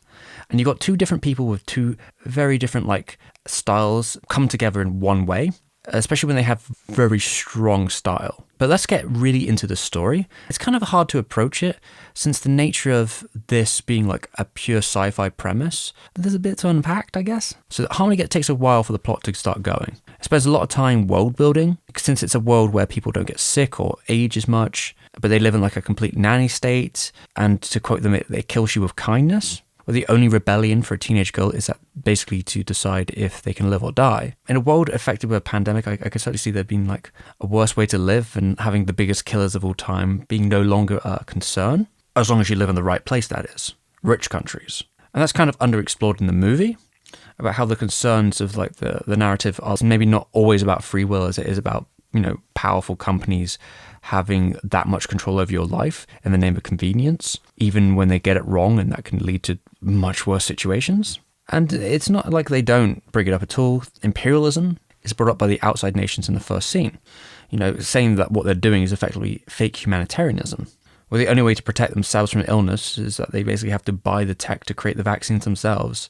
And I will say, like, on one level, Ito does understand this stuff as he wrote this novel, being bedridden with cancer, taking chemotherapy. So I totally could understand that this is probably a world that, like, he may have in some ways been attracted to. And with the idea of the society that kills you with kindness, it is quite underexplored in the movie. There's certainly one level where you can see the formality and all the rules are not necessarily separate from, like, the modern Jin and Pan setting. The character angst about being completely unrelated to her home country, the boring fakeness and the acceptance of it's not something that she can go back to after seeing the world. Like, I think you can certainly empathize with that position of it all. On the other hand, the main character almost fetishizes cultures that live outside of the tools that give them such privileges, and the ones that make sure that they don't have to worry about death, which is not great. The general coercion of the story isn't, like, gone into detail, but the director knows it's there and has mentioned it in an interview. In our modern world, this means giving ourselves up to corporations. We are putting a lot of faith on one company or system. And as you can see in the movie, that was a terrible idea. Ultimately, Harmony is about the conspiracy level plot stuff that takes main focus. The whole setup that you get to is really fantastic, quite frankly. How blunt it is, how it's out of nowhere. It really hits you. With, like, the conflict of mystery, it's just too bad that it doesn't really bring the sort of detective angle to the forefront in an interesting way. It kind of relates its information to you quite bluntly and flat. Like, all the information you need to know is kind of just thrown at you very quickly in a way where, like, the mystery or the detective side of the plot basically falls apart very fast. I mean, it's so blunt you could half believe it was like Deus Ex or something. The Great Death is a man-made virus. Everyone up to the president is at UNATCO's mercy as long as UNATCO controls the supply of ambrosia. You believe that? We have proof. We need to get the ambrosia to Hong Kong. Heard of Tracer Tong? He can help us synthesize it ourselves. Blackmail of the US government could not possibly escape the notice of the United Nations. Memes aside, this is actually closer to, like, again, Metal Gear from Kojima. And the setup, that doesn't really surprise me because Ito was a close friend and was inspired originally to write fan fiction from his franchises like Snatcher and Metal Gear, and later on actually got to write the novelization for Metal Gear Solid 4. The whole plot screams Snatcher and that sort of detective cyberpunk mystery at one point. And the type of story where characters unload their deep-seated qualms about the world while you gawk at them, add some sort of military, political cover-ups, thrown in for good measure, is definitely classic Kojima. Now, I read the original novel to see if this was, like, an issue more so with adaptation or, like, how close it follows the novel, and it's pretty close, actually, all things considered.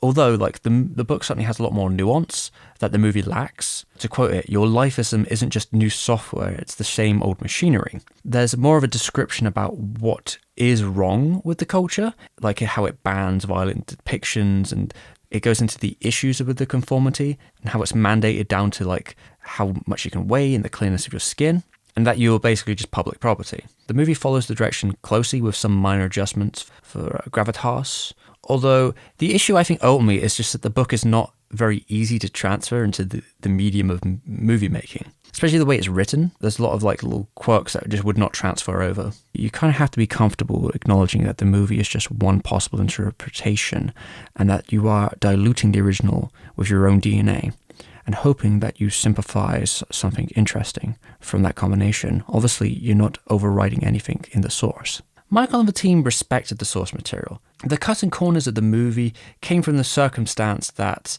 like, there's just no control they could have had over that. Even stuff like how the director had no ability to change the post-production of the movie. So when it comes to scoring, sound design, dubbing, translation, it was kind of left up in the air in a way that he might not have been as satisfied with in the end. And after all, he did have a lot to do with the digital effects, so what can you do? I'd say this is a problem with some of the translation, which can be kind of awkwardly hilarious at times. Our tits. Our pussies. Our wombs. These are ours. They belong to us. And that's unfortunate because, you know, if you literally have a translator in front of you, like Michael has translated several different mangas, he knows both languages, he's very fluent. To be fair, some of the stuff is in the book, but the way it's presented is through HTML code, so it was never actually said by the characters. What's said instead is, this body, these tits, this ass, this uterus, these are mine. So it's not 100% off, but there's certainly parts where the way it's dubbed and acted is almost comical, when it's certainly not the intention. So let me end this on a positive note. There's a ton to like about the final scene, and sprinkled throughout the movie. What we have here is that the idea of a woman that had to fight for her ability to have free will in the most depraved of situations and finds a complete lack of it disgusting. And that's kind of where the premise comes from. But it's turned around when she loses her free will again and wants to remove it from the rest of the world in a countering effort. She becomes a slave to the very thing she hated originally. Yet the book kind of has a different interpretation where, in the end, the main character, Tuon, refuses to let her live out of spite, which is not quite the same as the movie, which is more sympathetic. While these scenes are very pretty, very strong art direction, compositioning, and animation, I can't really say I'm with the antagonists in terms of their speech. It's a very long debate sort of thing going on there. And I don't think that there's any counter given to it. It's, again, one-sided conversation there. But I got to give the credit to the art direction here, and that it has one of the few really iconic musical beats in it towards the ending.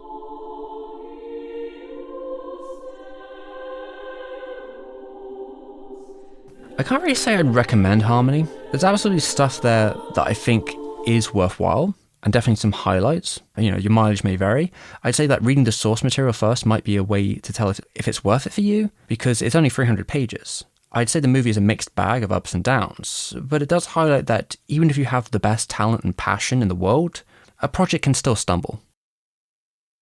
MTFK, as we'll call it for now, is based off a French comic. It all starts with a pilot from 2002, created in CG. Not dissimilar to prior movies. It's a proof of concept, still so close to the final project. However, not having quite the mirror sheen of the newer film production. It just is a much more tighter thing than a 3D movie, which had difficulty conveying the action smoothly and the emotional reaction of the characters, which is not helped by its limited, let's say, voice acting. Let's go back a little bit. Ankama Animations was created in about 2007, and itself is used to publishing comics and games, but then it came into this sort of drawn environment. The studio's work does have its own feel about it, which suddenly puts us in line with 4C. They wanted Nishimi and Kimura, who were best known for their work on Gotham Knights opening, or Tekkonkinkreet. The actual team was almost the same as Tekkonkinkreet in the end. If you're looking for a lot more of that style, of course this is a no-brainer. And Kama were big fans of the studio, so it was a bit of a dream come true. We're talking about 5 years of production, all things considered, with an interpreter, since neither of them spoke the other's language. Sometimes these meetings would go for 7 hours, while the team was visiting. Singolin was brought on as a sort of quick visual reference man, while translating to try and get the idea of what the picture should be. And that final picture had a sizable budget of 11 to 14 million. Now there's a couple changes that happened before then, starting with we're getting into 2D animation. There's still a bit of mixing as the studio is known for, but they really bring it alive. The city becomes hotter and a brighter place. The green smog which was once there to create a gloomy atmosphere has been washed away with the new art direction. Not to mention Miyuki Ito's color design. The backgrounds are grimy and they are painted densely, but there's definitely a vibrance to them which comes from the LA vibe. Although I never quite got the impression it was as loaded as Tekkon's. But what is? The true difference to the pilot and the finished version comes down to Operation Blackhead. There's a lot of improvements made in the actual animated movie. The static of a TV making it easier for them to listen for the sound effects, the low tempo music at the beginning, the build up to the breach is really fantastic.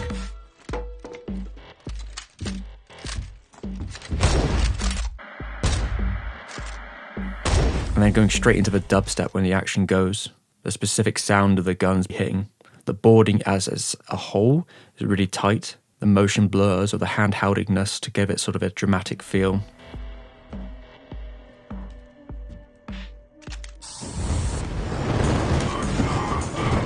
And of course the animation in the whole sequence is stellar. There's one final shot here which really brings the mystery out. There's also a huge dedication to the sound design here, going to LA to grab sounds from all around, or going to the gun range to get those noises specific so they could throw them in the action scenes properly. Even the use of musical score is pretty interesting here, especially with its flares of cultural music thrown in there.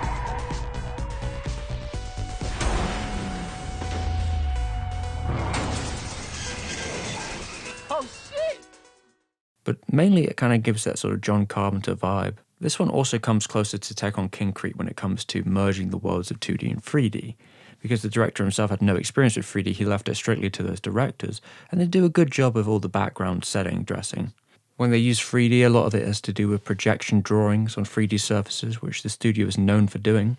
But the cars and other backdrops can use 3D at times as well, and it's all to good effect, especially when it comes to characters. The officers are very accentuated in their shapes and the design of their masks, which makes it easier for them because they're a bit of a caricature. So you don't have as much work to do in your brain to make them feel cohesive with the world.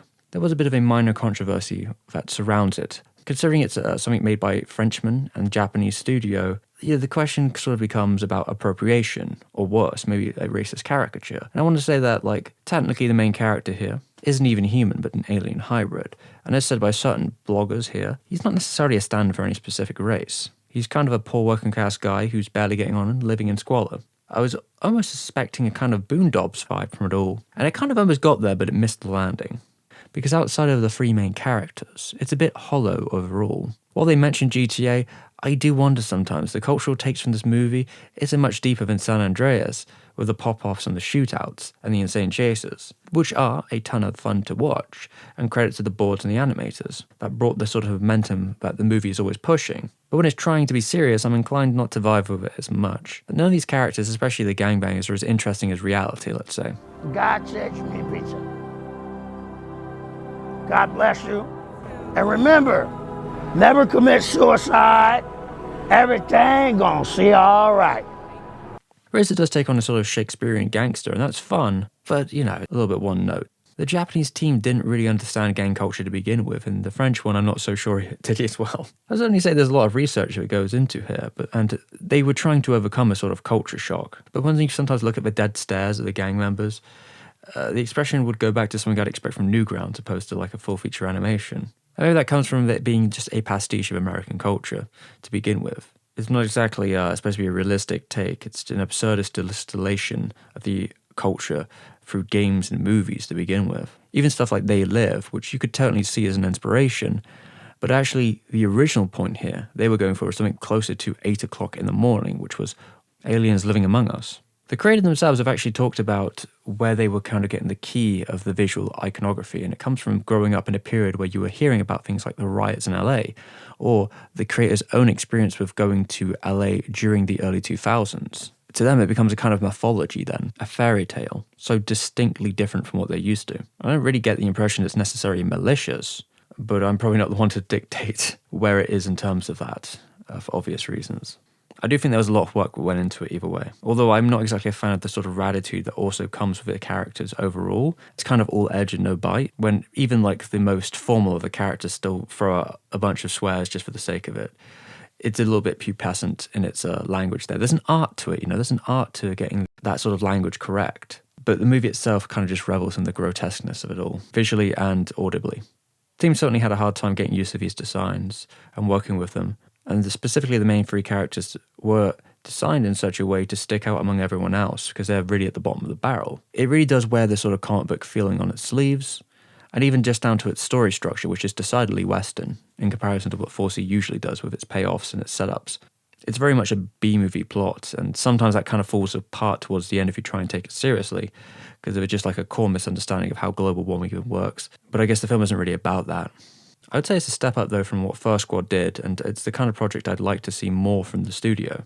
If they ever did a sequel, I could totally see them using Singleton's sort of spin-off work. I think that would be interesting. He's a talent, for sure, and maybe it would give it a bit more variety in terms of its characters. I think that this is a step in the right direction for 4C if they want to do more unique and stylized pictures with animators from all around the world. I'm not going to say this blew me away. I think it was exceptionally well crafted and put together, and that definitely elevated the original source material. But I don't know if I'd ever watch it again. Although I will say that the next one of these pictures that 4C did really brought them to new heights.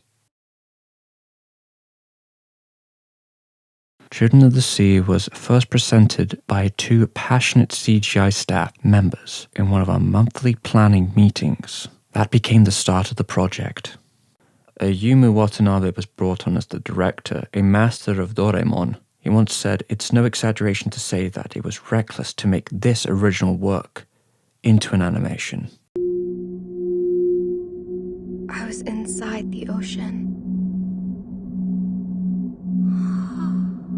The director created 200 minutes worth of storyboards, and this storyboard is an extreme achievement, going beyond the manga in many ways, with its arresting use of visual storytelling. While it did use the manga as a basis, the imagery reworks it perfectly into a new form. But so for example, this shot here, which is, while standard fare for some of 4C's earlier years, really does take the classic 4C formula and run with it.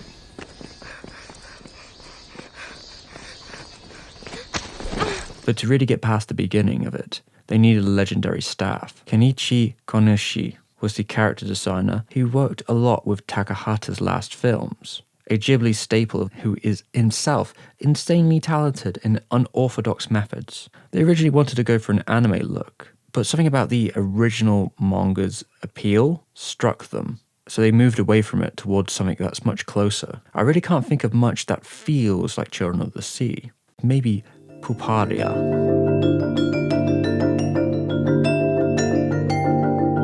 As the director once said about Konishi, "I'd like to squeeze his drawing abilities to the last drop." And to get the most out of that art design too, Shinji Kimura was brought back. He's here to design this whole world. A strong rivalry began between the many top players of the production. Another returning talent, Miyuki Ito, would work with Kimura to get that specific color palette for the movie. One where they wanted to stand out from the norm or trying to capture an essence of summer. Then on top of that, you have Joe Hisashi making a rare retreat from Ghibli to another place in the world of animation. I kept sending him offers for 3 years. We sent him the storyboards as work on them progressed, and he came to be convinced this was going to become something special. The minimalist style of music and the tiny trickling sounds is miles away from his Ghibli accompaniment, but it is a perfect combination for this animation style.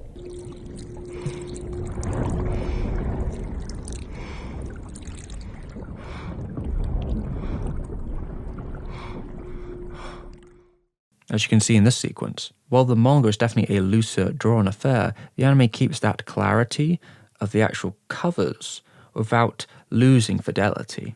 But it actually goes a step beyond the manga, pushing it visually past the rougher edges of its earlier issues, even adjusting things to fit better to the story. Changing the way we meet Umi was a good move. It certainly masters every little small detail in the anime, especially when it comes to something like the eating sequences.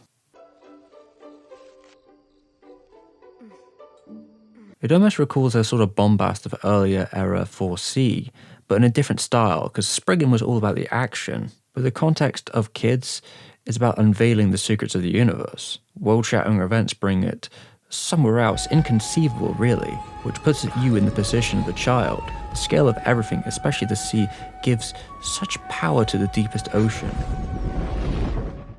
And its creatures, most notably the whales, their majesty takes centerfold. We try to be creative in the scene where Ruka enters the aquarium, going through the dark tunnel. I wanted it to be like an entrance into a mystical world. A lot of the 3D work here was done on Maya, but it sort of mixes 3D and 2D. It's a difficult process, said the director. They were tweaking every frame of CGI to make it on par with the 2D work. The animation director himself actually looked through all of them. It creates a sort of magical relationship, really. After all, the film basically features over 40 types of fish, all with their own designs and movement patterns. They try to make sure everything would coordinate. The company's really evolved to the point where they can use post-processing and other effects to help obscure the rougher edges so you don't see them. Sometimes it's hard to tell what is 2D and 3D, which I believe is the biggest accomplishment. And maybe that's because of just how dense the scenes are. Without Berserk stumbling, we may never have gotten to these heights. God, I'm sure I feel sorry for these 3D people because this would have been a compositing nightmare. Back to the story, it really is a piece of contrast between the smallest human stories of a young girl who is isolated from her peers, who bites back who then finds herself with these other boys and who understand her on a deep level, who may or may not be of this world, and that feeling is definitely conveyed in the image and audio.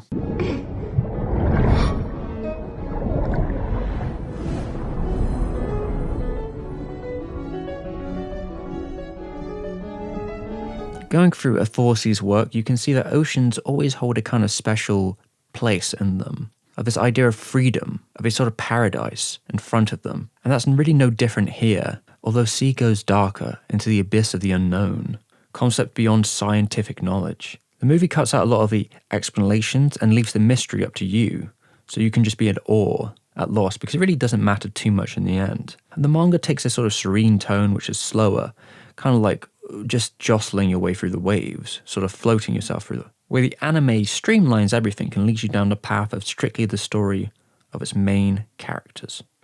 And they did a really good job condensing this story into only 2 hours, while still capturing the core of what it's about, which is the marriage between the young puppy love and cosmic supernatural explosiveness.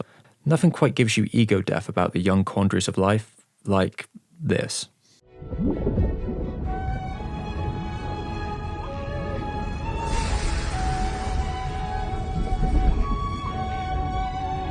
There were some serious Stanley Kubrick 2001 vibes in the climax.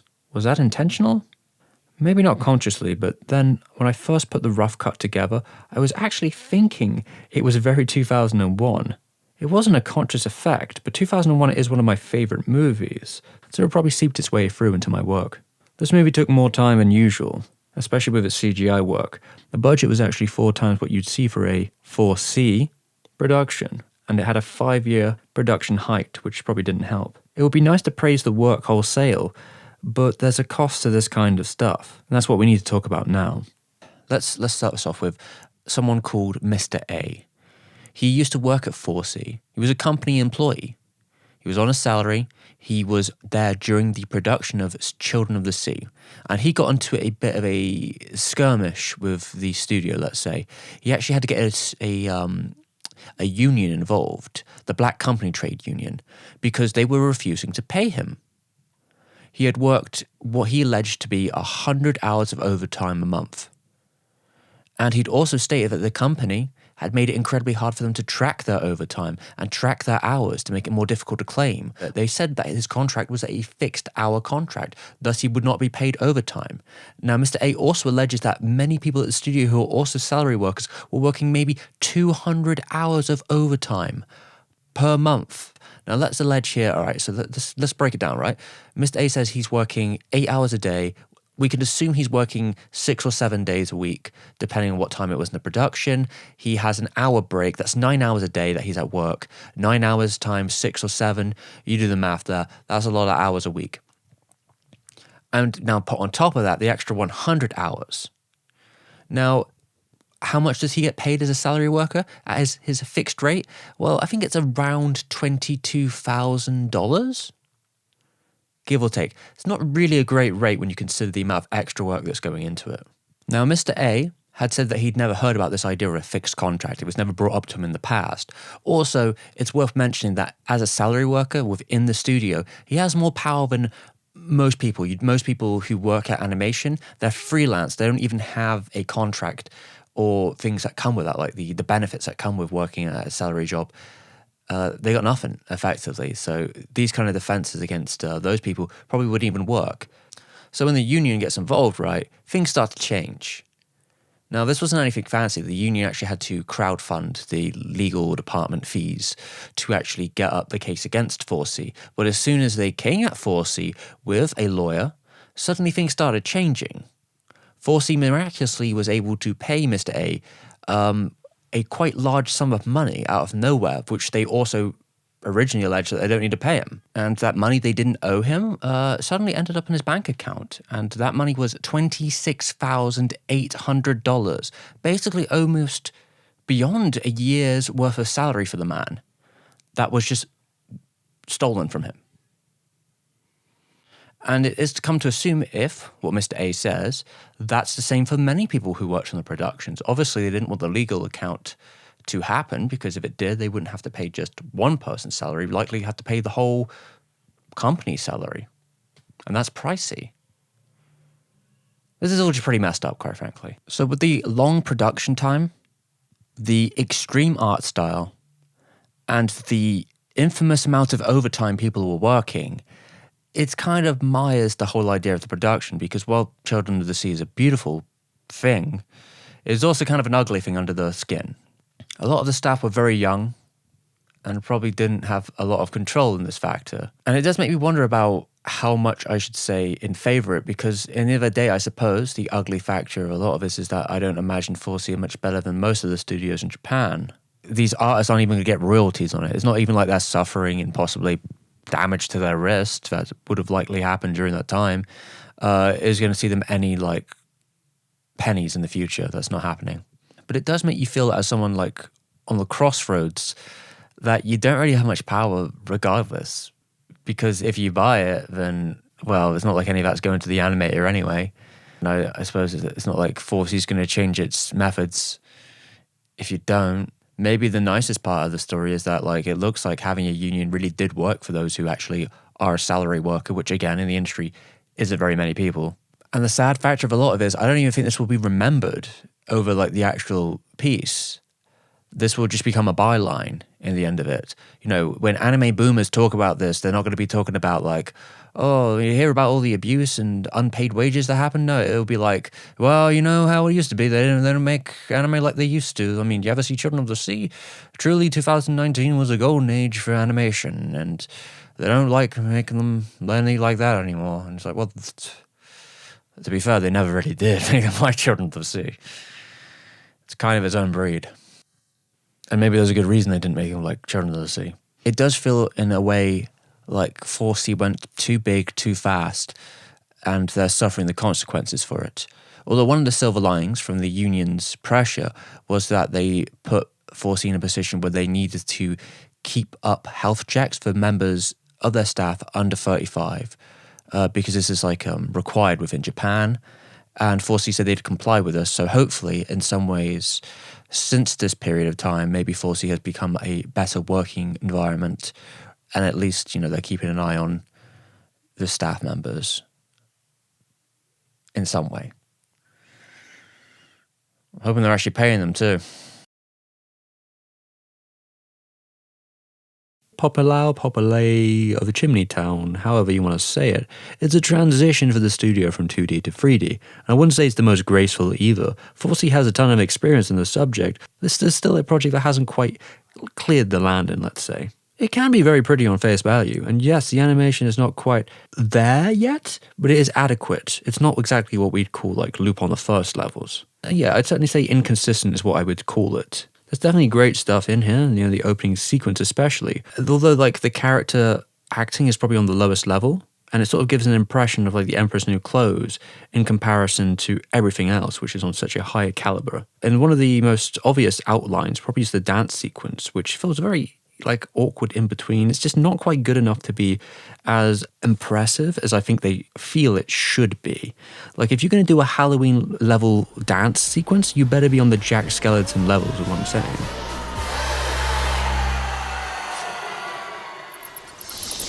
It's definitely a bit too long for something that has very little relation to the plot itself. There's this article by Peter Chung where he talks about watching Space Cobra back in the 80s without any subtitles and just drinking in its visual language. Now, my Japanese is not very good, but I got the gist here. This is not being subtitled yet, or it's in the premise of getting a dub, I believe. But I got enough of the plot out there. I mean, it's a kid's story. It's not like it was anything wild. So I absorbed what I had to. And there's some fun stuff in here, and some that's not so fun. So we have this sort of, I believe it's a garbage robot protagonist, and he's probably one of the highlights because it's a jerky robotic character. It doesn't have to hit that level of like uncanniness that a human's performance needs to be. His movements do feel right, and they're very intricate, probably the most impressive of all the characters.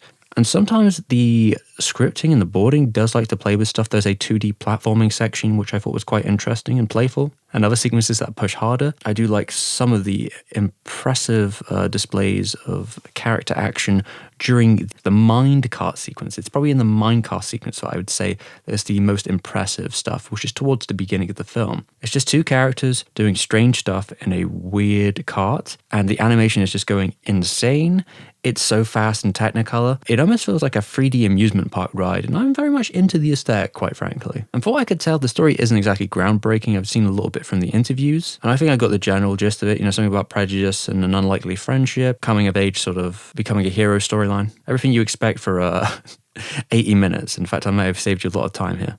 You get to see the wildest dreams come true. Ooh. Although, the director has had much experience with 4C's CGI department, although this is their first time directing, and in ways you can kind of tell. And yeah, I would totally say that these models are a step up from 3D prior models we'd seen at the studio in the earlier days, definitely. Although it's still a little bit behind what I would expect for the industry now. It's kind of a unique situation because they were approached by a Japanese comedian author first, and they were very particular about the look. It had about 3 years of production, but only 1 year to do its animation, which may be why we get a kind of difficult situation here. Obviously, there had to be a lot of trial and error mixed with the pandemic coming through, so I can be empathetic towards how this turns out ultimately, especially when you know how much time it takes to render out a single shot, especially now all the backgrounds are basically 3D, and they look great to be fair, but they're all moving, and it's definitely going to increase everything tenfold. The director once said something that it's not an adaptation of the book, we designed the characters in the world and the film from scratch rather than creating them based on the book. So I guess it's a spiritual successor to the original source material. The biggest achievement tends to be those when the characters don't move. That's usually when the 3D models look the best, and it sort of achieves something close to the truly flat anime look. And there's definitely some flourish here, I've got to say that much. The art design of the whole city is really impressive, especially with its world building. And I expect nothing less than 4C. They've been doing this for 2 decades now. So yeah, you better expect them to have very cool cities. You can even draw it back to their first features. And how there is definitely a bold variety of color play here in the city. It's rustic pop-up lights. And then it hits a new level of dynamic when nightfall hits and the neon glow. Yeah, they definitely play with the ability that the camera can move so freely now, and the boarding is reflective of that, even if it can be a little gimmicky at times. A majority of the work is CG, but there's still a lot of 2D shots as well for when it would be faster to do it that way. If it would be the intricate gestures of hands or really small specific emotions. I do believe there's some problems with the action though. I think they still need to work this one out, especially when it comes to the fights where they kind of add in a lot of jerky motion for fast stuff and cutting of frame interpolation that just doesn't quite feel right. It's more disorienting than it is intense, especially when you add in a first-person perspective on top. The film also plays off a kind of licensed montage track moments, which there are several within the movie. Kind of makes it feel like it's an excuse to make mini music videos.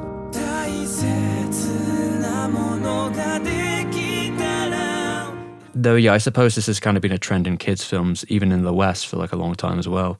Sometimes the film does variate its style a bit. You have a sort of cut-out 2D flashback, which is definitely a sort of visual highlight, although the studio has done more interesting stuff in the past, quite frankly.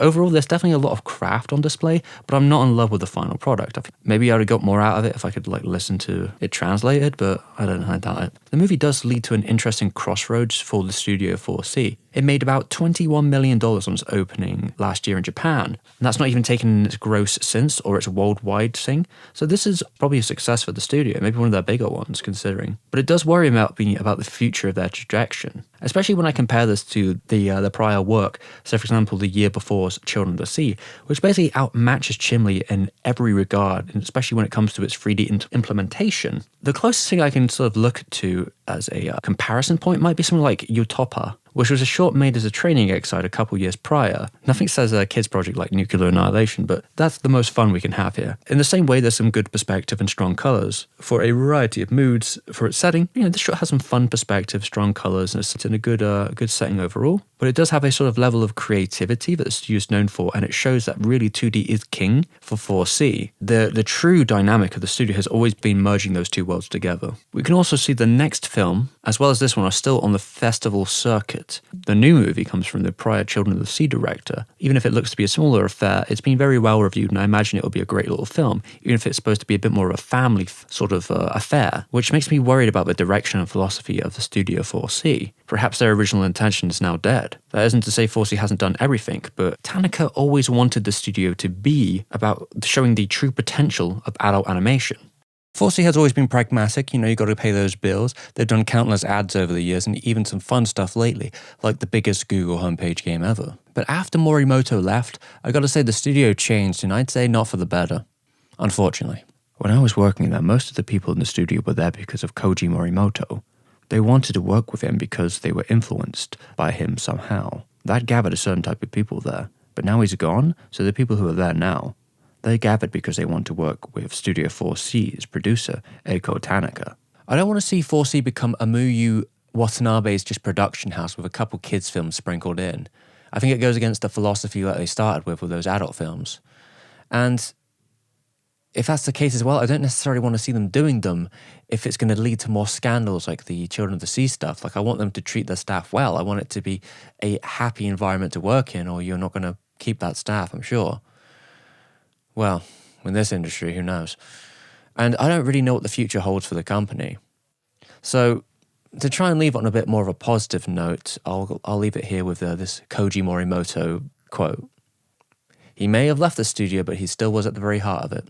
Have good sex. If you can make people feel good, the world can change. If you made it this far into the video, you're a real warrior. So give me a shout out in the comments and tell me what your favorite 4C production is. This took a lot longer than I expected to, and I'm assuming this video, like the full one, because of copyright and maybe sponsorship stuff, took way longer than I thought. I was hoping to get it out by like January 1st. I don't think that's happening. I had like 5 claims on it, so this might be coming out halfway through January. Who knows? Maybe it's coming out a little bit later in January. We'll have to see that one there. But yeah, the next production is going to be on Hideaki Anno. It's going to be the full life story of the man. It's going to be a big deal video, closer to my Satoshi Kon one. And I believe it should come out around the time for Shin Ultraman. There might be one other video coming out during this period. We'll see how that goes. Maybe a short video, shortish video. We're saying 15, 20 minutes. And yeah, I just need to thank all the new patrons and everyone else that's came to support these productions, because obviously this year's been a bit wild, but like more or less, I think it's been a success. The bigger productions we've done have done quite well, and the numbers overall seem to be pretty good, especially with 4C month. So I'm hoping to keep that up as we go past. So thank you so much for everyone coming here. There will be a cat camera here, and we're going to go through it name by name. Alex Morati, Floyd the Professional. Joven, Steve's mum. Systematric, Takayuki Suzuki, Subsofa, Paul, and Jay. There we go. And I've redone the drawings here. It took a little while to move them all and get them into a better shape, but I hope you enjoyed that. We've got $10 up there, $5 there. And also I'm hoping in the future of next year to spend the next big video making maybe like a behind the scenes, I guess kind of like documentary, and how I make the productions to begin with. Because sometimes I get those questions like, how do you even start doing this? What do you do? So I thought I'd like make maybe like a Patreon exclusive video. Might be quite long, just going through it in a quite casual way, showing each step of the way as I do it myself. It's not going to be the same for every video, but that will be a pretty good like overall encompassment of how I work and how I think. Oh yeah, we're going to do a bunch of polls as well for patrons next year. I'm going to try and get a lot more like feedback from the community about what kind of videos we should be doing and what kind of projects people want to see me do in the future. So yeah, that's going to be a thing for the patrons. And obviously there's everything else on top of it, which is like the live streams and behind the scenes stuff. Yeah, the Discord. So yeah, thank you for watching, and I'll see you next time.